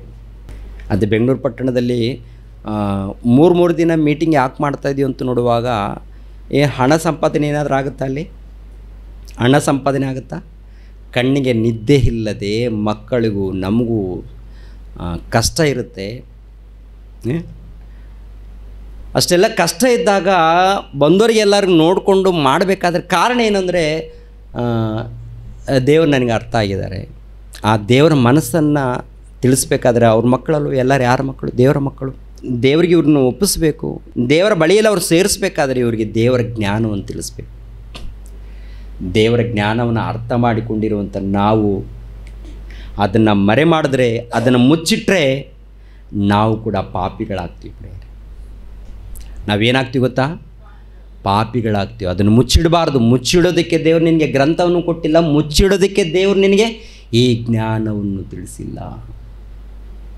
ಅದಕ್ಕೆ ಈ ಪ್ರಾಂತದಲ್ಲಿ ಸುನೀಲ್ ಬ್ರದರ್ ಸೇವಕರಾಗಿದ್ದಾರೆ. ಅದೇ ಪ್ರಕಾರ ಸಿಸ್ಟರ್ ಸಿಂತಿರವರು ಕೂಡ ಮಾತಾಡ್ತಾರೆ. ಆಮೇಲೆ ಲೀನಾ ಸಿಸ್ಟರ್ ಆಗಿರ್ಬೋದು. ಇನ್ನು ಕೆಲವರು ಮುಂದೆ ಬನ್ನಿ ಅಂತ ಹೇಳ್ತಿದ್ವಿ. ಯಾಕೆ ಹೇಳ್ತೀವಿ ಅಂದರೆ, ನಾವು ಮಾತ್ರವಲ್ಲ, ನೀವು ಕೂಡ ಕಲೀರಿ. ನಿಮ್ಮ ಜ್ಞಾನ ಏನಿದೆ ಯಥಾರ್ಥವಾಗಿರ್ಬೇಕು. ಯಥಾರ್ಥವಾಗಿದ್ದರೆ ಇನ್ನೊಬ್ಬರು ರಕ್ಷಣೆ ಮಾರ್ಗದಲ್ಲಿ ಬರ್ತಾರೆ. ಕಪಟ ವೇಷಧಾರಣೆ ಇಟ್ಕೊಂಡು ನಾನೇನೋ ಸೇವಕನಾಗಬೇಕು, ನನ್ನನ್ನು ಯಾರು ಮೆಚ್ಚೋ ಅವಶ್ಯಕತೆ ಇಲ್ಲ. ನಮ್ಮನ್ನು ದೇವರು ಮೆಚ್ಚಬೇಕು. ಹೌದಲ್ವಾ? ಯಾರು ಮೆಚ್ಚಬೇಕು ಹೇಳಿ? ದೇವರು ಮೆಚ್ಚಬೇಕು. ದೇವರು ಮೆಚ್ಚಬೇಕಾದ್ರೆ ಧ್ಯಾನ ಇರಬೇಕು, ಪ್ರಾರ್ಥನೆ ಇರಬೇಕು, ಎಲ್ಲ ಇರಬೇಕು. ಆ ಮಾರ್ಗವನ್ನು ನೋಡಿ ಕಂಡಿಡೀರಿ, ಅದರಲ್ಲಿ ನಡೀರಿ. ಅದರಲ್ಲಿ ನಡೆದಾಗ ವಿಶ್ರಾಂತಿ ಸಿಗುತ್ತೆ ಅಂತ ಹೇಳ್ತಾರೆ. ಅದರಲ್ಲಿ ನಡೆದಾಗ ಮೊಟ್ಟ ಮೊದಲು ಹೃದಯ. ಕೊನೆಯ ವಚನ ನೋಡಿಕೊಂಡು ನಾವು ಮುಗಿಸೋ. ಕೊನೆಯ ವಚನ ಹಿಬ್ರಿಯರಿಗೆ ಬರೆದ ಪತ್ರಿಕೆ 12ನೇ ಅಧ್ಯಾಯ. ಹಿಬ್ರಿಯರಿಗೆ ಬರೆದ ಪತ್ರಿಕೆ 12ನೇ ಅಧ್ಯಾಯ 28ನೇ ವಚನವನ್ನು ನೋಡಿ ಪ್ರಿಯರೇ. ಹಿಬ್ರಿಯರಿಗೆ ಬರೆದ ಪತ್ರಿಕೆ 12ನೇ ಅಧ್ಯಾಯ 27ನೇ ವಚನದಿಂದ ಓದಿ. 27ನೇ ವಚನ. ಇನ್ನೊಂದು ಸಾರಿ ಎಂಬಿ ಮಾತನ್ನು ಯೋಚಿಸಿದರೆ, ಕದಲಿಸಿರುವ ವಸ್ತುಗಳು ನಿರ್ಮಿತವಾದವುಗಳಾದ್ದರಿಂದ ತೆಗೆದು ಹಾಕಲ್ಪಡಬೇಕೆಂದು ಸ್ಪಷ್ಟವಾಗುತ್ತದೆ. ಆಗ ಕದಲಿಸದೆ ಇರುವ ವಸ್ತುಗಳು ಸ್ಥಿರವಾಗಿ ನಿಲ್ಲುವವು. ಆದ ಕಾರಣ ಯಾರು ಕದಲಿಸಲಾರದ ರಾಜ್ಯವನ್ನು ಹೊಂದುವವರಾದ ನಾವು ಕೃತಜ್ಞತೆಯುಳ್ಳವರಾಗಿದ್ದು ಆತನಿಗೆ ಸಮರ್ಪಕವಾದ ಆರಾಧನೆಯನ್ನು ಭಕ್ತಿಯಿಂದಲೂ ಭಯದಿಂದಲೂ ಮಾಡೋಣ. ಯಾಕೆಂದರೆ ನಮ್ಮ ದೇವರು ದಹಿಸುವ ಅಗ್ನಿಯಾಗಿದ್ದಾರೆ. ಅಂದರೆ ದೇವರ ರಾಜ್ಯದಲ್ಲಿ ಸೇರಿರುವಂಥ ನಾವು, ದೇವರ ಸಭೆಯಲ್ಲಿ ಸೇರಿರುವಂಥ ನಾವು ಕೃತಜ್ಞತೆಯುಳ್ಳವರಾಗಿದ್ದು ಆತನಿಗೆ ಸಮರ್ಪಕವಾದ ಆರಾಧನೆಯನ್ನು, ಅಂದರೆ ಆತನಿಗೆ ಮೆಚ್ಚುಗೆಯಾದಂಥ ಆರಾಧನೆಯನ್ನು, ಆತನು ಮೆಚ್ಚುವಂಥ ರೀತಿಯಲ್ಲಿ ಆರಾಧನೆಯನ್ನು ಮಾಡಬೇಕು. ಆತನಿಗೆ ಮೆಚ್ಚುಗೆಯಾಗುವಂಥ ರೀತಿಯಲ್ಲಿ ಆರಾಧನೆ ಅಂದರೆ ನಿಮ್ಮ ದೇಹವನ್ನೇ ದೇವರಿಗೆ ಸಜೀವ ಯಜ್ಞವಾಗಿ ಅರ್ಪಿಸಿರಿ. ಇದು ದೇವರು ಮೆಚ್ಚುವ ಆರಾಧನೆ ಅಂತ ಹೇಳ್ತಾರೆ. ಎಲ್ಲಿ? ಅದು ರೋಮಾಪುರದವರಿಗೆ ಬರೆದ ಪತ್ರಿಕೆ 12ನೇ ಅಧ್ಯಾಯದಲ್ಲಿ ಇರುತ್ತೆ. 12ನೇ ಅಧ್ಯಾಯ 1ನೇ ವಚನದಲ್ಲಿ ಇರುತ್ತೆ. ನೋಡಿ ಪ್ರಿಯರೇ, ಅದನ್ನು ಕೂಡ, ಯಾಕೆಂದರೆ ಈ ಮಾತಿಗೆ ಅದೊಂದು ಸೇರಿಸಿದರೆ ಸರಿಯಾಗುತ್ತೆ. ಆದುದರಿಂದ ಸಹೋದರರೇ, ದೇವರ ಕನಿಕರವನ್ನು ನಿಮ್ಮ ನೆನಪಿಗೆ ತಂದು ನಿಮ್ಮನ್ನು ಬೇಡಿಕೊಳ್ಳುವುದೇನೆಂದರೆ, ನೀವು ನಿಮ್ಮ ದೇಹಗಳನ್ನು ದೇವರಿಗೆ ಮೀಸಲಾಗಿಯೂ ಮೆಚ್ಚುಗೆಯಾಗಿಯೂ ಇರುವ ಸಜೀವ ಯಜ್ಞವಾಗಿ ಅರ್ಪಿಸಿರಿ. ಇದೇ ನಿಮ್ಮ ವಿವೇಕಪೂರ್ವಕವಾದ ಆರಾಧನೆ. ನೋಡಿದ್ರ? ನಿಮ್ಮ ದೇಹಗಳನ್ನು, ಅಂದರೆ ದೇಹವನ್ನು ಹೃದಯವನ್ನು ಅರ್ಪಿಸಬೇಕು. ದೇಹವನ್ನು ಹೃದಯವನ್ನು ಅರ್ಪಿಸಬೇಕು. ಅಂದರೆ ಈ ದೇಹದಲ್ಲಿ ದೇವರ ಕಾರ್ಯ, ಮೊಟ್ಟ ಮೊದಲು ಹೃದಯದಲ್ಲಿ ದೇವರ ವಚನಗಳನ್ನು ಸೇರಿಸಿಕೊಂಡು ಆ ಹೃದಯದಲ್ಲಿ ಏನಾದರೂ ತಪ್ಪುಗಳಿದ್ದಾಗ ಅದನ್ನು ವಾಕ್ಯದ ಮೂಲಕ ಸರಿಪಡಿಸಿಕೊಂಡು ಆನಂತರ ನಮ್ಮನ್ನು ನಾವು ಸಿದ್ಧವಾಗಿ ಈ ದೇಹದ ಮೂಲಕ ದೇವರನ್ನ ಮಹಿಮೆಪಡಿಸಿ ಆನಂತರ ಕುಟುಂಬವನ್ನು ದೇವರ ಮಾರ್ಗದಲ್ಲಿ ನಡೆಸಿ, ಸಭೆಯನ್ನು ದೇವರ ಮಾರ್ಗದಲ್ಲಿ ನಡೆಸಿ, ಹೀಗೆ ಜೀವಿಸುವಾಗ ಅದು ದೇವರು ಮೆಚ್ಚುವಂಥದ್ದು. ದೇವರು ಮೆಚ್ಚುವಂಥದ್ದು.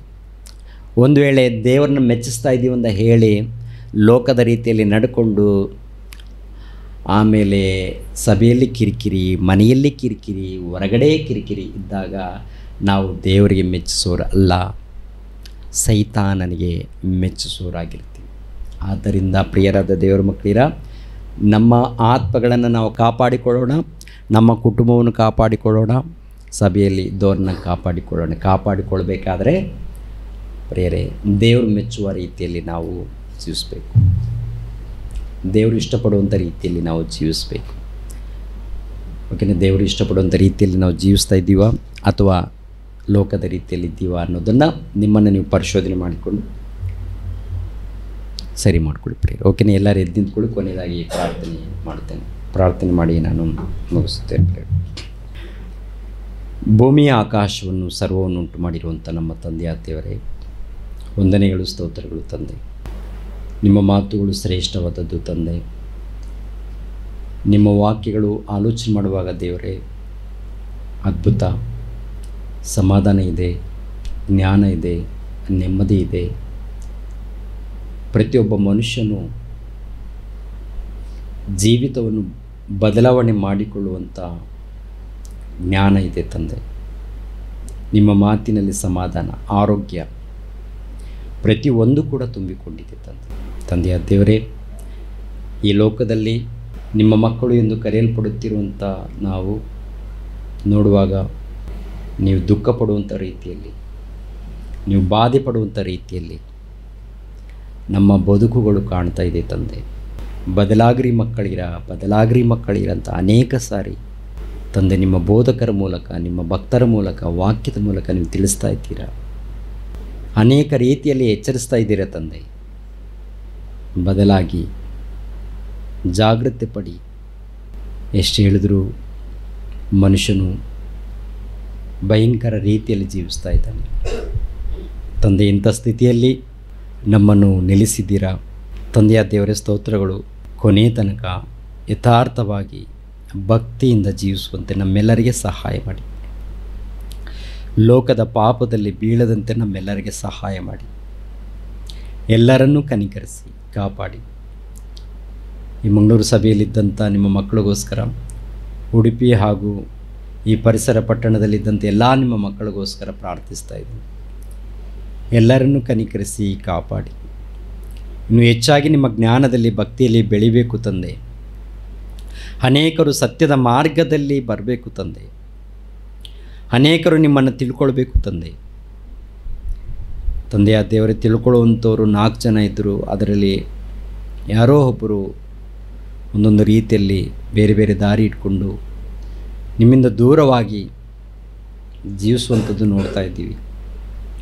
ಕನಿಕರಿಸಿ ಕಾಪಾಡಿ. ಪ್ರತಿಯೊಬ್ಬರು ನಿಮ್ಮನ್ನು ಅರ್ಥ ಮಾಡಿಕೊಂಡು ಭಕ್ತಿಯಿಂದ ಜೀವಿಸುವಂತೆ ಸಹಾಯ ಮಾಡಿ. ಈ ಒಂದು ಪ್ರಾಂತದಲ್ಲಿ ತಂದೆಯ ದೇವರೇ, ನಿಮ್ಮ ಮಗನನ್ನು ನಿಲ್ಲಿಸಿದ್ದೀರಾ, ಸುನೀಲ್ ಕುಮಾರನ್ನು. ಅದೇ ರೀತಿಯಲ್ಲಿ ಸಭೆಯಲ್ಲಿದ್ದಂಥ ಎಲ್ಲ ನಿಮ್ಮ ಮಕ್ಕಳಿಗೋಸ್ಕರ ಮತ್ತೊಂದು ಸಾರಿ ಪ್ರಾರ್ಥಿಸ್ತಾ ಇದ್ದೀನಿ. ಆ ಮಗನನ್ನು, ಅದೇ ರೀತಿಯಲ್ಲಿ ಸಭೆಯಲ್ಲಿದ್ದಂಥ ನಿಮ್ಮ ಮಕ್ಕಳನ್ನು ಎಲ್ಲರನ್ನು ಬಲಪಡಿಸಿ, ಎಲ್ಲರನ್ನು ಕಾಪಾಡಿ, ನಿಮ್ಮ ಜ್ಞಾನದಲ್ಲಿ ಬೆಳೆಸಿ, ಎಲ್ಲರ ಮಧ್ಯದಲ್ಲಿ ಸಮಾಧಾನ, ಸಂತೋಷವನ್ನು ದಯಪಾಲಿಸಿ. ಯಾವಾಗಲೂ ನಿಮ್ಮ ಧ್ಯಾನದಲ್ಲಿ, ನಿಮ್ಮ ಭಕ್ತಿಯಲ್ಲಿ ಜೀವಿಸುವಂತೆ ಸಹಾಯ ಮಾಡಿ, ಕಾಪಾಡಿ, ಕನಿಕರಿಸಿ. ಯೇಸು ಪವಿತ್ರ ನಾಮದಲ್ಲಿ ಬೇಡ್ತಾ ಇದ್ದೀನಪ್ಪ ತಂದೆ, ಆಮೆನ್. ರಕ್ಷಕನಾದ ಯೇಸು ಕ್ರಿಸ್ತರ ನಾಮದಲ್ಲಿ ಆತ್ಮೀಯರೆಲ್ಲರಿಗೂ ಹೃತ್ಪೂರ್ವಕ ವಂದನೆಗಳನ್ನು ತಿಳಿಸ್ತಾ ಇದ್ದೇನೆ. ದೇವರ ಸೇವೆ ನಿಮಿತ್ತವಾಗಿ ಪ್ರಾರ್ಥಿಸಿರಿ ಹಾಗೂ ದೇವರ ಸೇವೆಯಲ್ಲಿ ಭಾಗಿಗಳು ಆಗಿ. ಪ್ರತಿಯೊಬ್ಬನು ತನ್ನ ತನ್ನ ಹೃದಯದಲ್ಲಿ ನಿರ್ಣಯಿಸಿಕೊಂಡ ಪ್ರಕಾರ ಕೊಡಲಿ. ದುಃಖದಿಂದಾಗಲಿ ಬಲಾತ್ಕಾರದಿಂದಾಗಲಿ ಯಾರೂ ಕೊಡಬಾರದು. ಯಾಕೆಂದರೆ ಸಂತೋಷವಾಗಿ ಕೊಡುವವನ ಮೇಲೆ ದೇವರಿಗೆ ಪ್ರೀತಿಯುಂಟು. 2 ಕೊರಿಂಥದವರಿಗೆ ಬರೆದ ಪತ್ರಿಕೆ 9ನೇ ಅಧ್ಯಾಯ 7ನೇ ವಚನ.